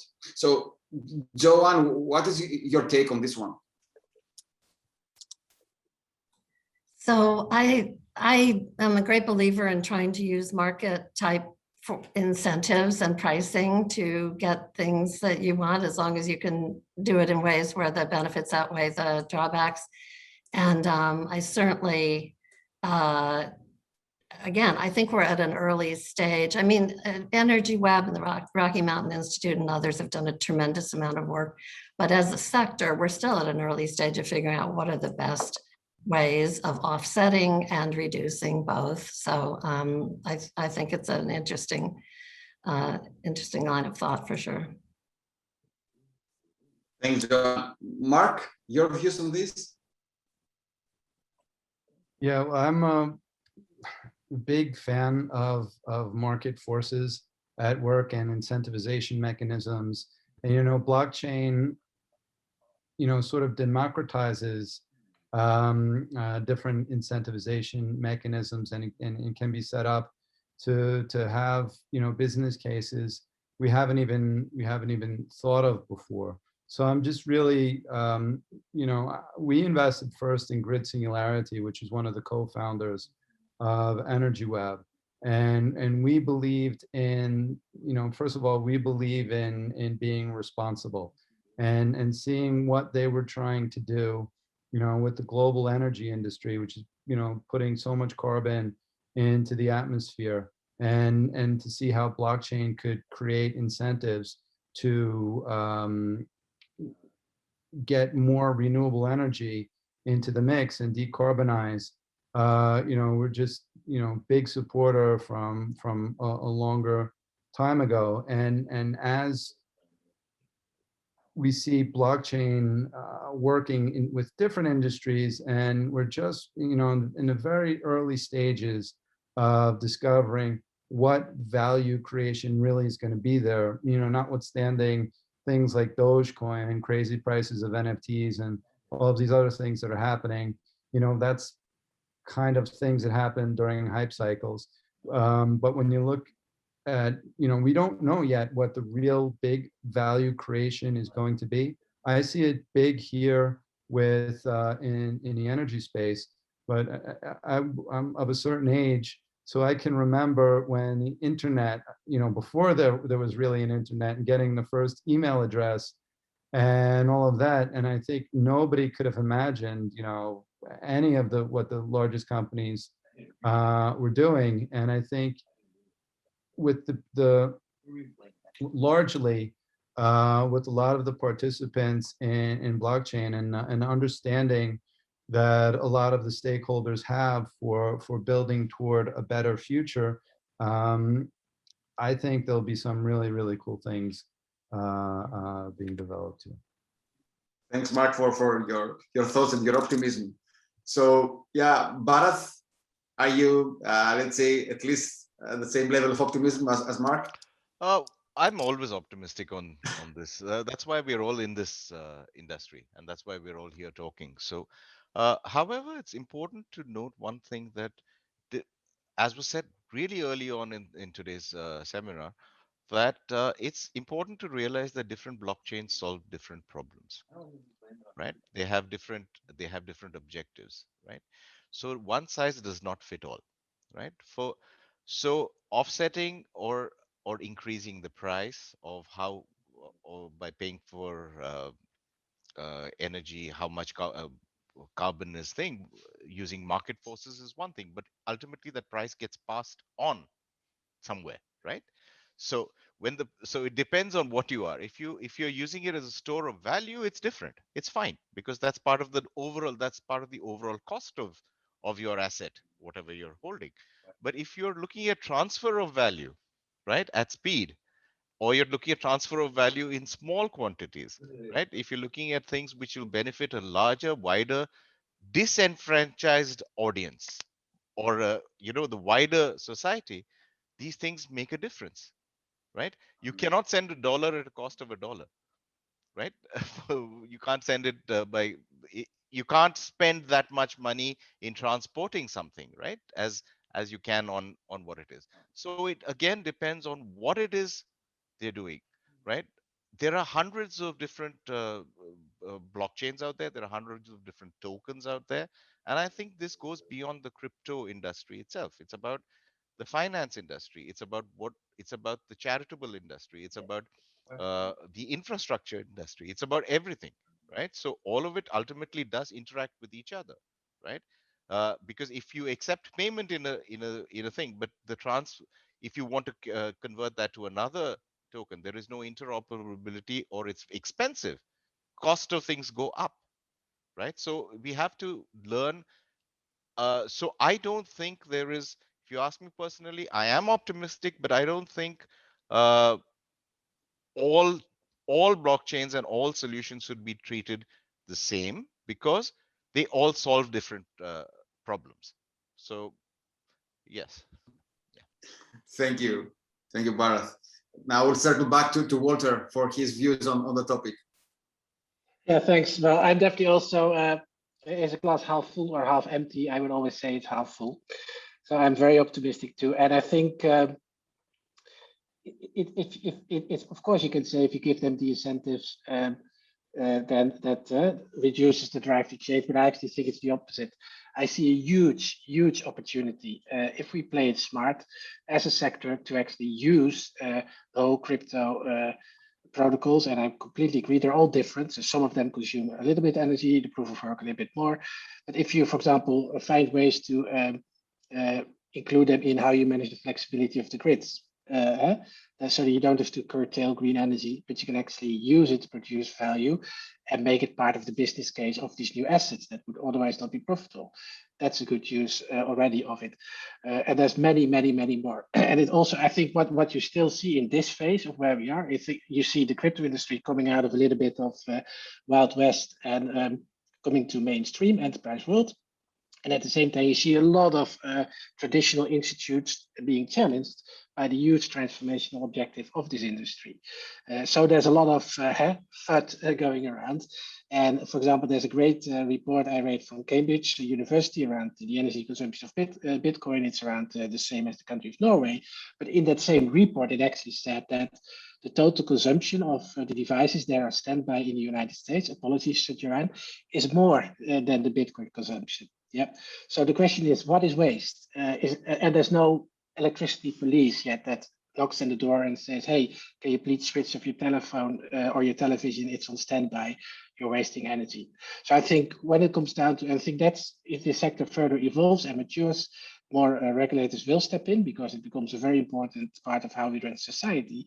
Then that discussion will also be there. Okay, how efficient is it?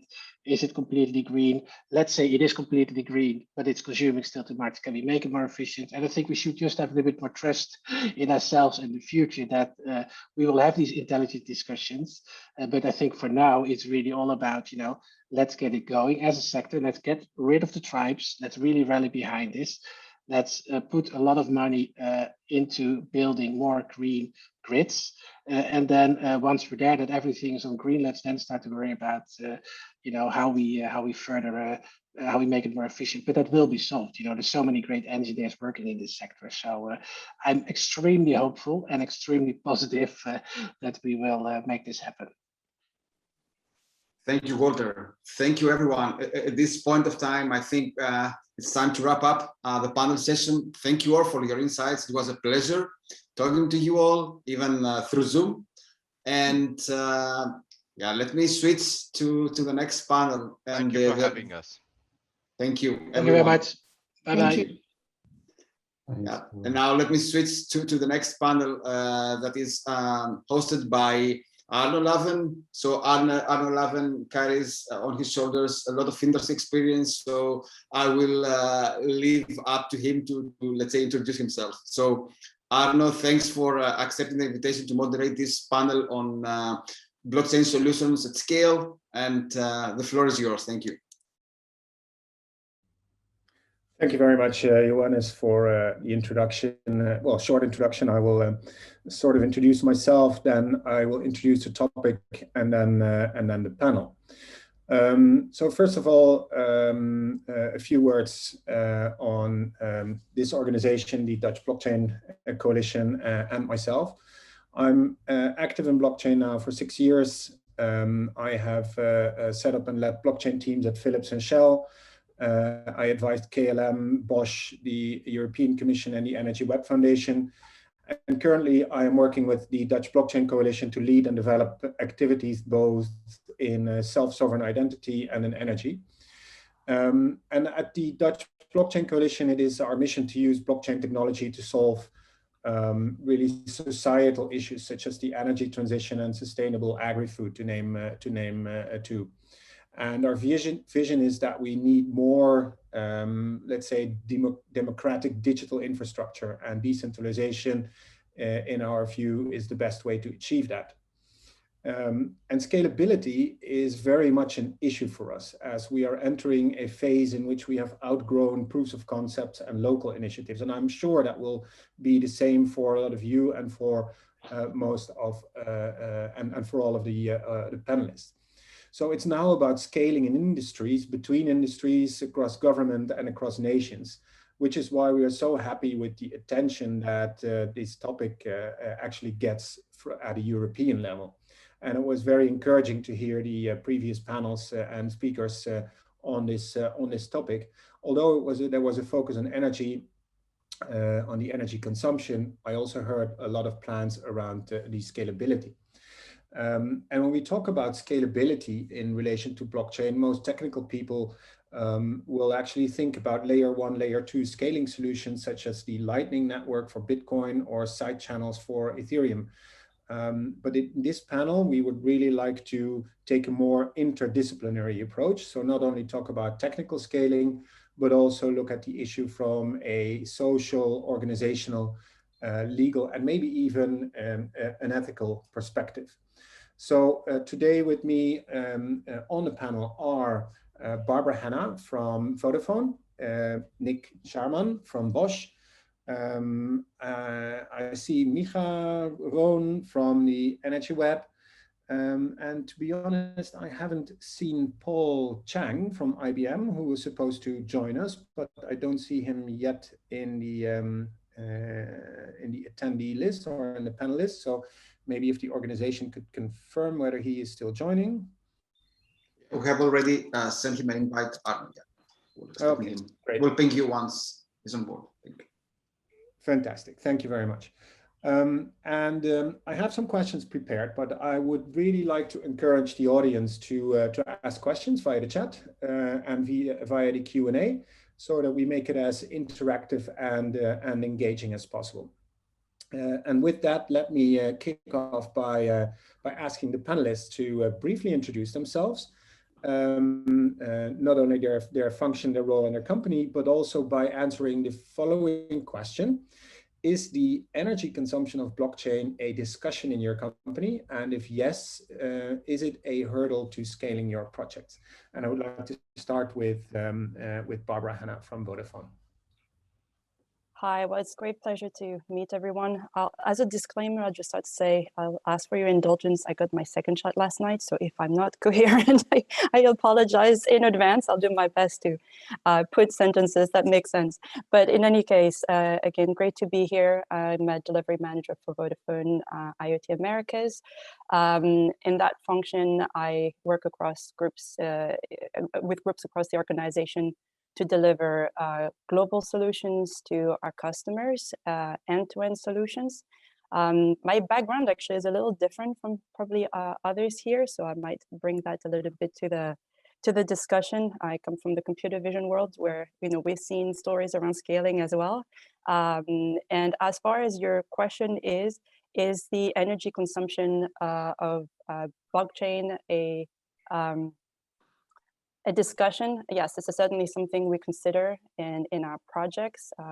We at Vodafone have a purpose around renewable energy and making sure that we do the right thing for our planet. So we do take these type of issues into consideration.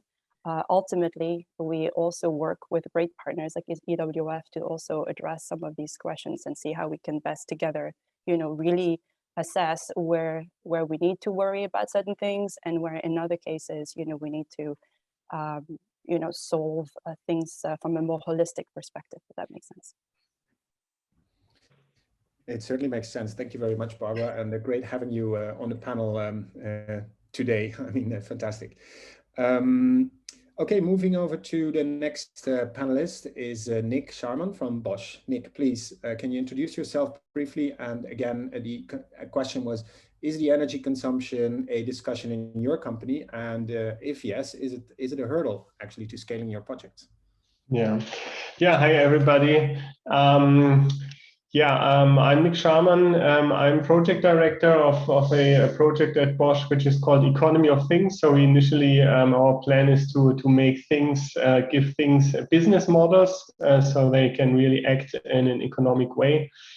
And we strongly think that decentralized technology is the way to go forward there. And obviously, one instance of decentralized technology is blockchain. Or blockchain and distributed ledger technology.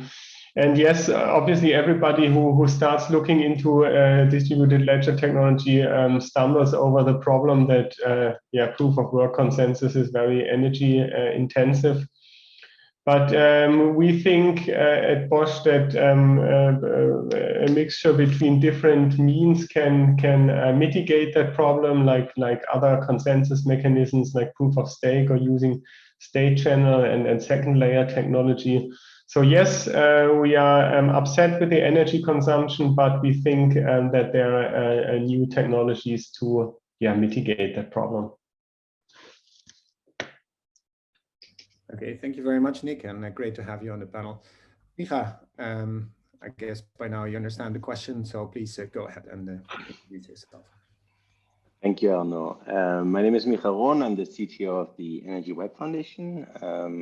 I have been in software engineering for the past 25 years in different roles, and busy with blockchain for 6 years now as well. When it comes to energy consumption, obviously the energy web chain is very energy efficient, so this is not really an issue for us. But energy consumption is always an issue because of the greenhouse gas emissions for its production. But I would like to point out that we actually use more energy for silly YouTube videos than we use for Bitcoin. So that's that. Thank you very much. I actually didn't know that. But then maybe I'm more into Bitcoin than into silly YouTube videos. Micha, I just want to stick with you for a moment. As said, I think there are many aspects to scalability. One is the technical scalability. So I would like to address that briefly before we move on to other aspects of the scalability question. So if we think about the technical scalability of blockchain projects, what is the main hurdle that you see at the moment? The technology is not mature enough. I think blockchain scaling is at the level of maturity that database scaling was maybe in the 90s. So the intelligence is missing and the tools are missing to do it well and to do it efficiently. But we are starting to see solutions there with sharding and with second layer solutions and even blockchains that do it automatically. Like the Avalanche chain on protocol, or chains that do it, that can process transactions in parallel instead of doing everything in sequence. So there are technology solutions that are coming online, but obviously it's all research and we're still at the bleeding edge of technology here, which is exciting, but Okay, thank you very much. And if the other panelists want to comment on the technical hurdles to scalability? I can only conclude what Michael was saying. So it was a perfect summary of the situation at the moment. Although I'm not sure, Arno, if it's already the place and time to be. I think scaling is not only the technical issue, but a diffusion issue in the industry as well. So let's think about for a second that we had a super scalable, high transaction, super cheap blockchain system out there. I think we still would have a problem that the incumbent industry, at least in Europe, is currently not mindset and technological know-how able to really use such a powerful blockchain. Can you elaborate maybe a little bit on that last point, because that's interesting. Yeah, I mean, I think sooner or later we have to introduce the concept of cooperative data spaces into the discussion when we talk about scaling and diffusion of decentralized systems in the classic industry, so to speak. And there the question we have to ask ourselves, the DLT technology is out there for some years now, and for some reason, from my point of view, the classic engineering industry and automotive industry in Europe hasn't seen the potential of the technology itself yet. But on the other hand side, we have a very promising thing going up, which is called, everybody probably heard about Gaia X already, the European Data Space Initiative. And from that perspective, the European industry noticed that data sovereignty and decentralized platforms are a very good thing and will solve many problems we have in Europe. And so we started, I think, or the industry is at the moment at a journey that they started from a requirements point of view, that they want to have a data space that needs a platform, but that platform shouldn't be in the hand of one company. And then I believe that now the next steps and then the realization in the next month and years will be by the incumbent industry that distributed ledger technology can be used to build such a decentralized platform. And then we get also the social scaling, so to speak, you referred to in your introduction. Great. I have more questions on that, but let's get to that in a minute.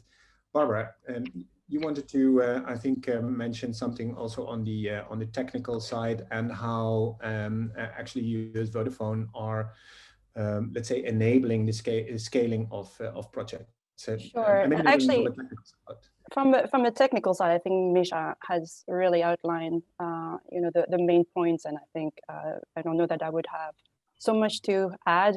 That's why it's great to work with him. But when I think about scalability, I think you need a backbone, right? And you have an increased need for decentralized decentralized renewable source of energy, billions of assets on the world's utility grid, and the question is, how do you get to have all these assets communicating safely and securely on the grid, right? So this is where a company like Vodafone, which is a leader in IoT, global IoT connectivity, can bring some solutions. And we know how to connect, mobile phones. We know how to securely do that. We know how, to do this with SIM technology. And so these are the type of, solutions, and these are the type of problems we can help solve from a scalability perspective. And we obviously can develop the great partnerships like the one with EWF, where we can really think about how these types of problems merge together.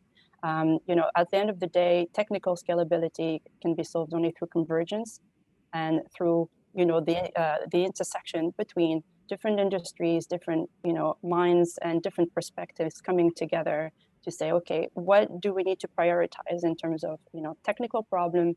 Going back to Nick's, point about social integration, social scaling, how do we take also into account the people involved? Let's not forget there are people, it's technology, but ultimately we're connecting assets, but we're also connecting people through these assets. We're solving problems for them. So I think it's really important to keep that perspective, and Vodafone really has these purposes as really strong and ingrained in how we approach problems. Hopefully, I don't know, maybe I can go on, so maybe I should stop and maybe I should take the next one. Thank you very much. I mean, this is very insightful, and I think we'll get back to let's say specifically on the IoT devices. Nick, you already mentioned the social aspect and the social scalability. So how do you approach this, and what do you see as a scalability issue in the social domain, let's say, or Yeah, approaching it again, as I stated, I think one of the most promising venues or promising ways is obviously the Gaia X initiative, which is strongly supported by the European governments. There are around 200 large European companies organized in Gaia X. And we, as Bosch and a few other companies, are introducing decentralized technology into Gaia X via publicly funded projects. For example, we successfully planted self-certifying identity as the basic architecture for the ERM system into Gaia X. And the next steps would be to after that to place more complex decentralized technologies in Gaia X, and with that approach we'll get the scaling we need, because if Gaia X will be used by these large number of companies, then we get an automatic adoption of this technology. Right, so you're really approaching it by delivering very specific solutions to the system as a whole, right? And then gradually entering more decentralized tech there. Yeah, we try to do it more in a more robust fashion. We entered Gaia X and we said, well, we have to create a utility token, a Gaia X utility token to incentivize such a cooperative data space. But that was a too big thing to swallow for most of the companies that haven't or only heard about blockchain in the guise of Bitcoin. So we are doing it in a more stepwise fashion nowadays. Yeah. Right. Thank you very much. Micha, I have a question from the audience that I would like to address. Maybe it was a little bit more related to the previous panel, but since we have you here from the Energy Web, I will ask you. So the question is, would the European Union benefit from a junction of identity protocol, such as the KILT protocol, which I'm not familiar with, but with the Energy Web chain to measure a CO2 footprint? And also, would this run between these two protocols, or would they interact through Polkadot, for instance? Yeah, it's a complicated question. I'll try to be brief, but we are collaborating with KILT in the DENA project, the BEMIL, the blockchain machine identity ledger. And our approach to identity is that it should be open. So we are collaborating with KILT. We have our own DID method, and we are also a member of the ID Union consortium. And we are actually very open in that regard. In this question, there seems to be a misconception that the Energy Web Chain is about measuring CO2 only, and this is not the case. We have a solution for measuring CO2 with the CO2 certificates or the renewable energy certificates, but this is not what the Energy Web Chain is about. The Energy Web Chain is the trust layer of the Energy Web decentralized operating system. And one of the use cases of this Energy Web decentralized operating system is renewable energy certificates. And indeed, you can own a renewable energy certificate by having a KILT identity. But this is not the only thing you can do with a KILT identity. You can use whatever application runs on the Energy Web digital infrastructure. So, and we are not part of the Polkadot ecosystem, but there are efforts to integrate anything with the Polkadot ecosystem. There have been efforts from the other blockchains to integrate from the inter-blockchain communication protocol. And because the Energy Web Chain has finality, we can actually participate. So it is something that is completely foreseeable, but we're not working on that yet. Thank you, Micha, and I hope, Bruno, that answered your question. If not, please let us know in the chat or in the Q&A. Now that we talk about interoperability, which is, let's say, from a technical point of view, maybe one of the issues when we talk about scalability. How do you work on that, Nick? Is it a discussion that you are having a lot, either in Gaia-X or in other projects that you're in, when you come to talk about scalability, the interoperability between chains? Yeah, we see that. Where is he? Oh, Micha talked about ID Union, for example. So ID Union, Bosch is also part of that initiative, and then ID Union is, for example, one instance of this cooperative data space thing I've been talking about, or the class of cooperative data spaces. And there, very obviously, we have a lot of discussions on how to make sure that the ID Union network stays interoperable. It's something which comes quite naturally if you have a certain maturity. In the other parts, like the Gaia-X and the Catena-X cooperative data space initiatives, the most people are not so far advanced yet to really think about interoperability issues, at least in distributed ledger technology. Okay, thank you. Barbara, I have a question for you. You said earlier that you come from originally the IoT space, and you say, well, you have seen, let's say, a similar scalability discussions also in other spaces.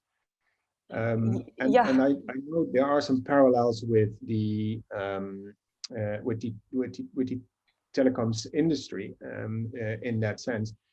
Can you maybe say a few words on how you see that as coming from a different industry, and then comparing that to blockchain and how you see scalability? Yeah, I mean, as I mentioned, I think earlier, we're a leading provider of IoT connectivity. We've managed to scale to have, over 100 million of devices connected throughout the world. So obviously, we've had to look into these questions of scalability and you mentioned interoperability, and as a telecommunication company, we can really bring that experience and background to that question, right? So the scalability here involves a lot of dimensions. I don't know that I can kind of go into all the details here, but this is where I can kind of also put my hat as delivery manager. One of the great things is we have teams that look at the regulatory landscape, the technical difficulties that need to be overcome, working with the right partners, the right devices, certifying them, and so on and so forth.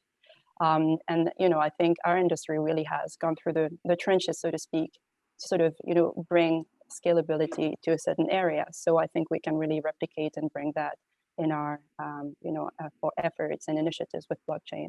And here we can continue to expand on our SIM-centric approaches to sort of provide secure IDs for all of these assets. How do we make sure that they connect well together securely?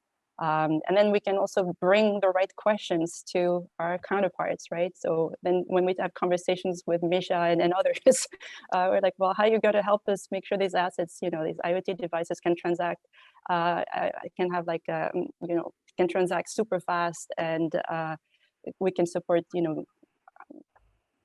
the rates of transactions that maybe not be possible today, but we can sort of, envisage for tomorrow. So we are also come in, trying to push our counterparts like Misha to sort of really help solve the right problems, because we have the right context to kind of get those problems to the table. Right. Okay. Thank you. More general question for anyone in the panel who would like to answer this. It seems that when we talk about assets and IoT, it's actually easier to get adoption and scale when we talk about blockchain projects, and especially when we look at things like identity, right? So identity for people seems to be such a difficult topic for a lot of people to grasp, that bringing blockchain to the table is always a difficult discussion. But when we talk about assets, everybody is, yeah, sure. How can assets trust each other? So yeah, I fully understand that. How do you experience that in your project? Yeah, maybe I can try to give my aspect of it. The one thing that makes IoT integration easier is that they have one interface. An IoT device does not have a laptop and a tablet and a smartphone and a computer. It has one SIM card, in the case of Vodafone, that holds its private key, and that's it. So private key management is pretty easy. With humans, it's a nightmare. You have to account for all these different devices, and then humans have this tendency to forget things, which IoT devices do not. So it is much easier and much more straightforward to integrate IoT devices than it is to give humans an identity.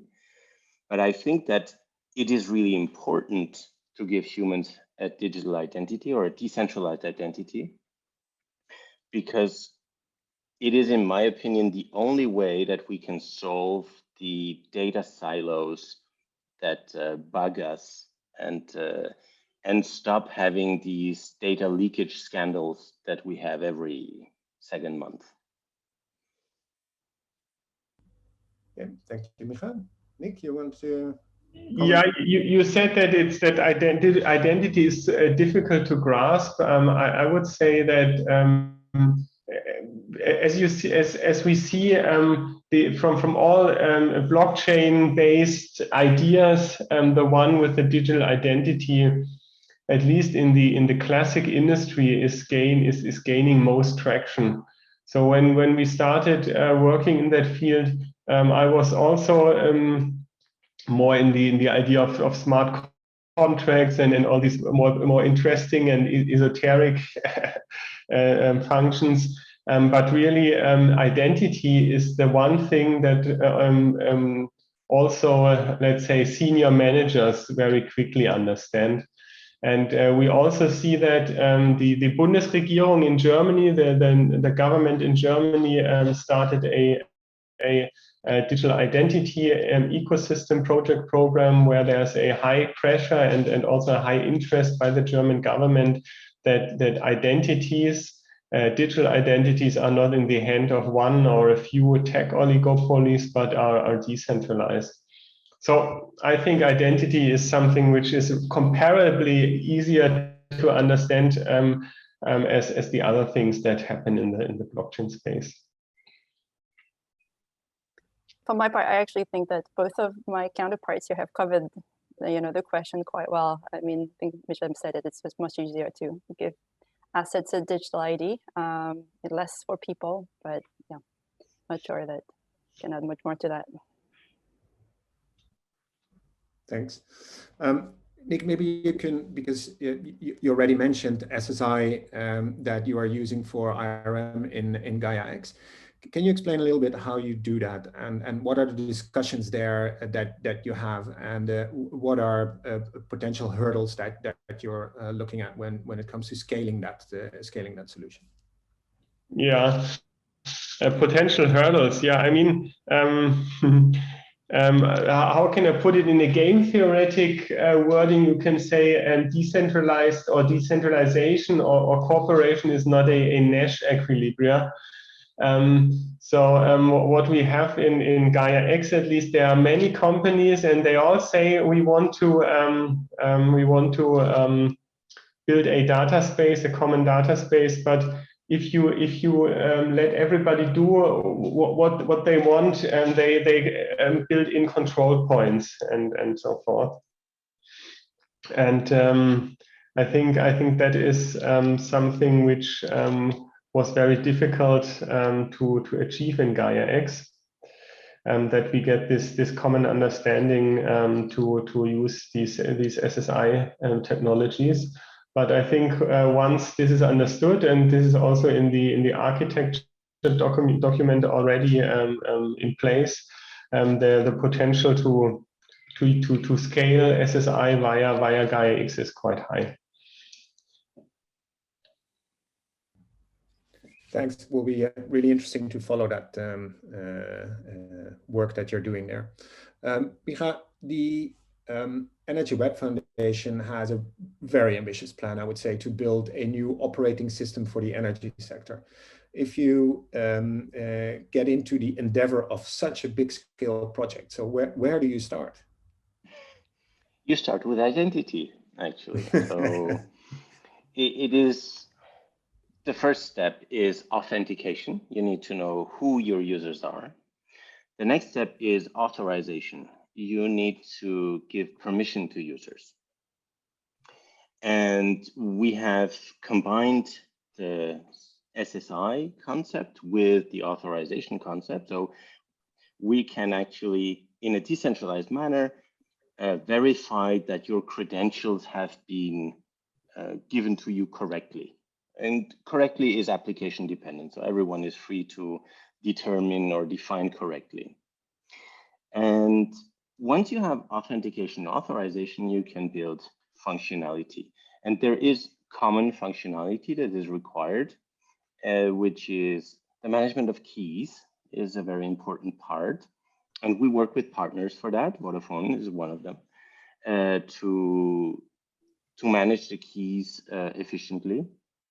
Another one is communication, which is, well, how do IoT devices communicate with humans or applications, and in a decentralized and trustworthy manner. And once you have these elements, you can start building applications on top of that. And well, we are building applications that are specific to managing the electricity grid, but you could build actually any kind of application on top of these concepts. And I think Gaia X is trying to do something very similar, but they are a consortium of IT providers or cloud providers, and we are a foundation for the electricity sector. So it all starts with identity then. That seems to be the first logical step to start with. Do you see, when you scale, and maybe that touches a bit on the ethical aspects, do you see any potential unintended consequences of scaling blockchain solutions that might be out there? And this time not only referring to identity, although I don't know that there at least people are thinking about it, but when we scale this, what could happen that we have not foreseen or that we should be aware of? Well, that's difficult to answer, but we should be careful not to create these control points, to leave it an open system, to create open protocols and open standards, and to work with open source, because I think this is the way to innovate. And the blockchain has a natural tendency of having these network effects and creating one big network. And if this one big network is controlled by one entity, that's not a good situation. So the unintended consequence, I would say, could be that there is a winner and that this winner takes over the world, and that we end up in the same situation that we are now, that again, an oligopoly manages everything, which is something we created decentralization to get away from. So. This is a complex question because every technological innovation really brings that set of, of question. What are the unintended circumstances? I mean, was that, sorry? Consequences, yeah. Consequences, yeah, thank you very much. What are the unintended consequences? We see this every day. Like I said, my background's in computer vision. There are examples of unintended, consequences in computer vision and machine learning. Everyone is always worried about doomsday and the scenarios around AI and machine learning.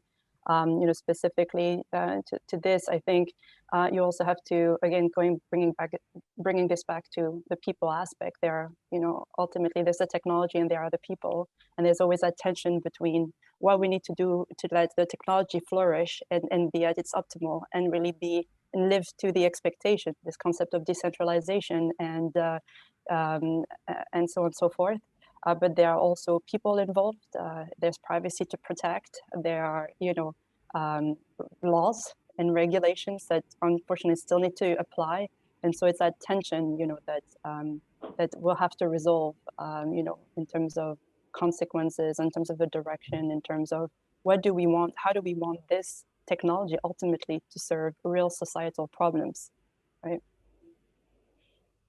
Well, I think there's also, you talked about or asked about unintentional consequences.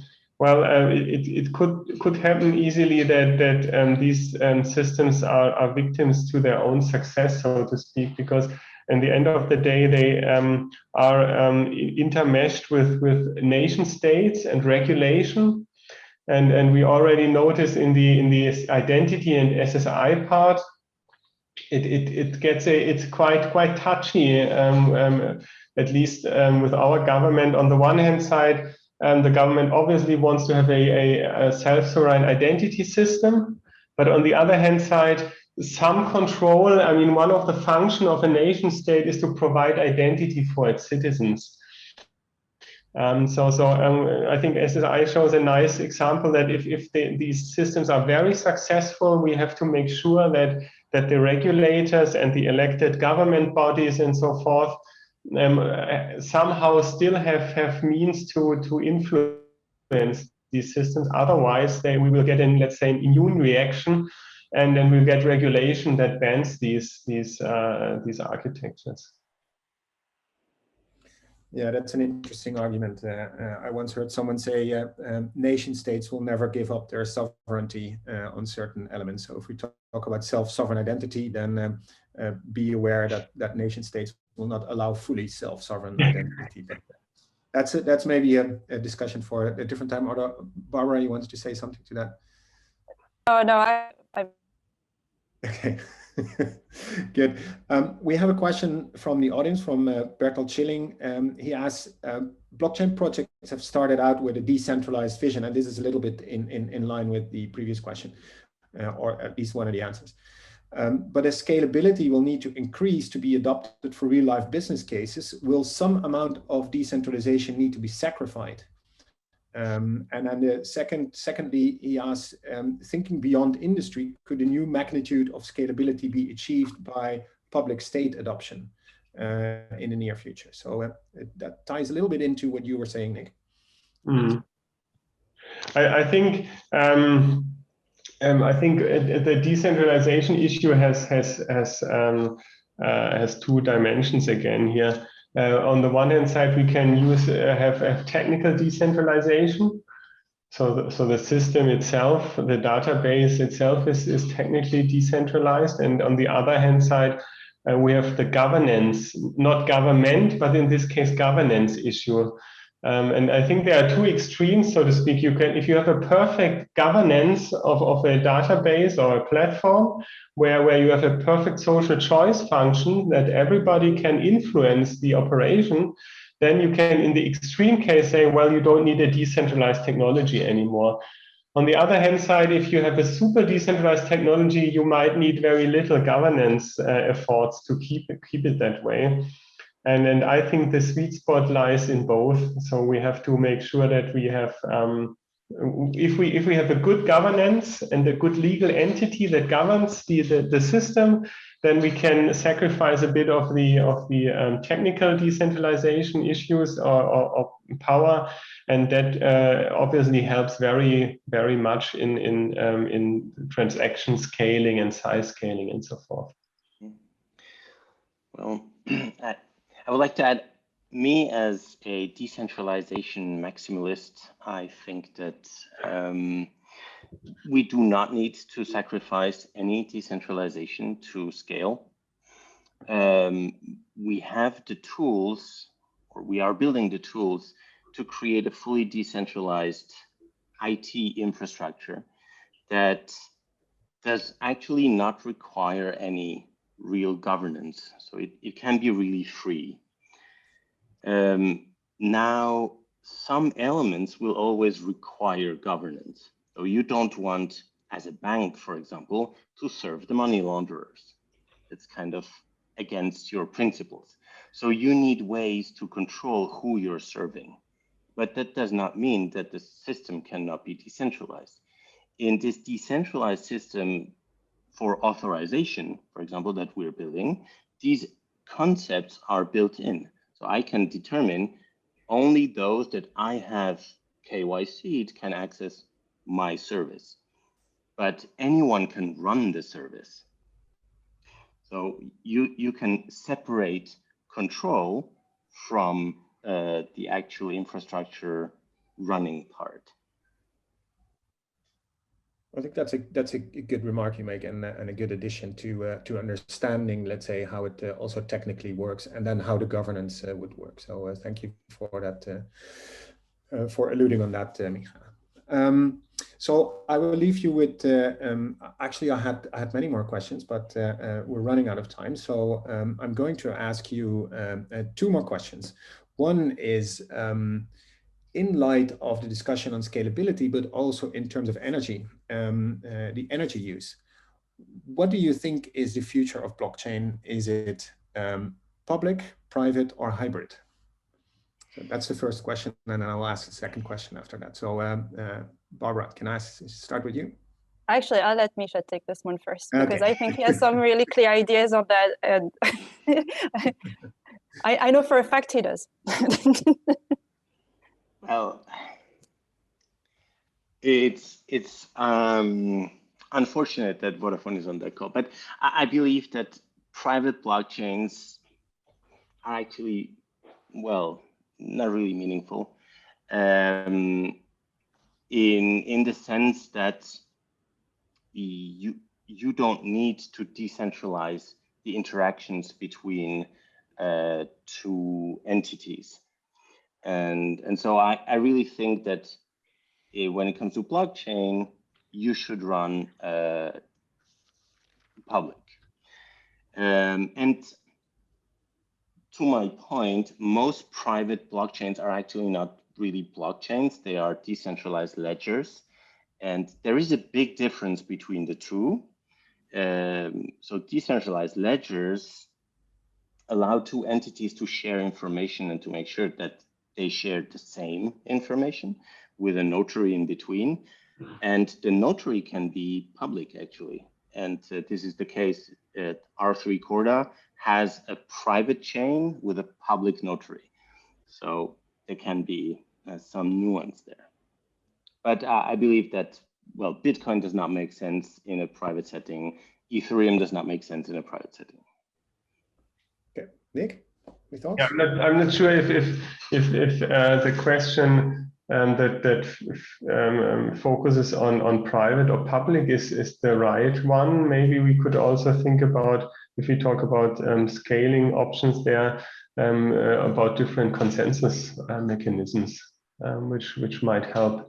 We talked about proof of work and proof of stake systems there, and I think we should look into alternative consensus algorithms, and not so much in trying to make public private blockchain systems, so that we get a better scaling there.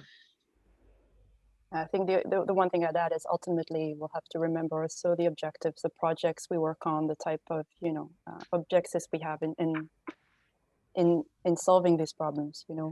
Who are we solving these problems for? What are the models we're trying to put in place? And I think that can help guide also the solutions. So I think that's also important to keep in mind. We can talk about all the spectrum of options, but do they make sense for ultimately the intended users? Yeah. Great. Thanks so far. I'll part with one last question. As I said, if we meet again next year around this time, which of your projects will have scaled, and what is the scale?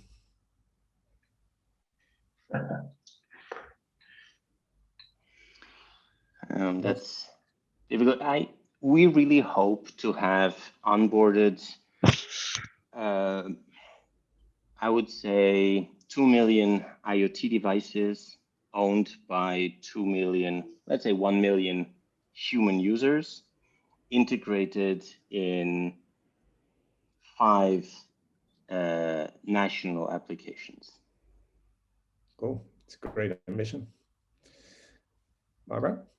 I don't want to steal the thunder from some of my colleagues who'll come back next year. I think we've been working on a number of POCs, and I certainly hope we can come back next year in terms of, sharing results and how we've been able to scale and the type of, cool things we're working on. But yeah, I think a little too early to provide that answer. Sorry. I thought you were delivering the devices for Micha, but yeah, I'm sure we'll do that. But not only for us. Okay. Nick? Yeah, well, Micha, you really had placed the bar quite high here. I would be happy if to see ID Union as an SSI example that we have a legally compliant identity system where also the official governance functions of the identity of a human user can be realized. If we have that system up and running in a year with natural humans, natural persons, and legal entities on top of that, I would be happy. Great. Thank you very much, Barbara, Micha, and Nick, for this panel and for your insights. And thank you to the organization. And I would like to give back to Johannes. Thank you, Arno. Thank you, Barbara, Micha, and Nick. I really enjoyed your fruitful discussion and, let's say, answering the, in some cases, provocative questions of Arno. So I would like also to thank all of the attendees, moderators, and panelists of the previous panels. And I hope this was a fruitful and discussion that provides insights to all of you that attended the event. And on behalf of the European Blockchain Observatory Forum, I would like also to thank you for your participation once more. Thanks a lot. Have a great day, afternoon, or evening. Thank you. Thank you for having. Thank you very much. Have a good day. Bye.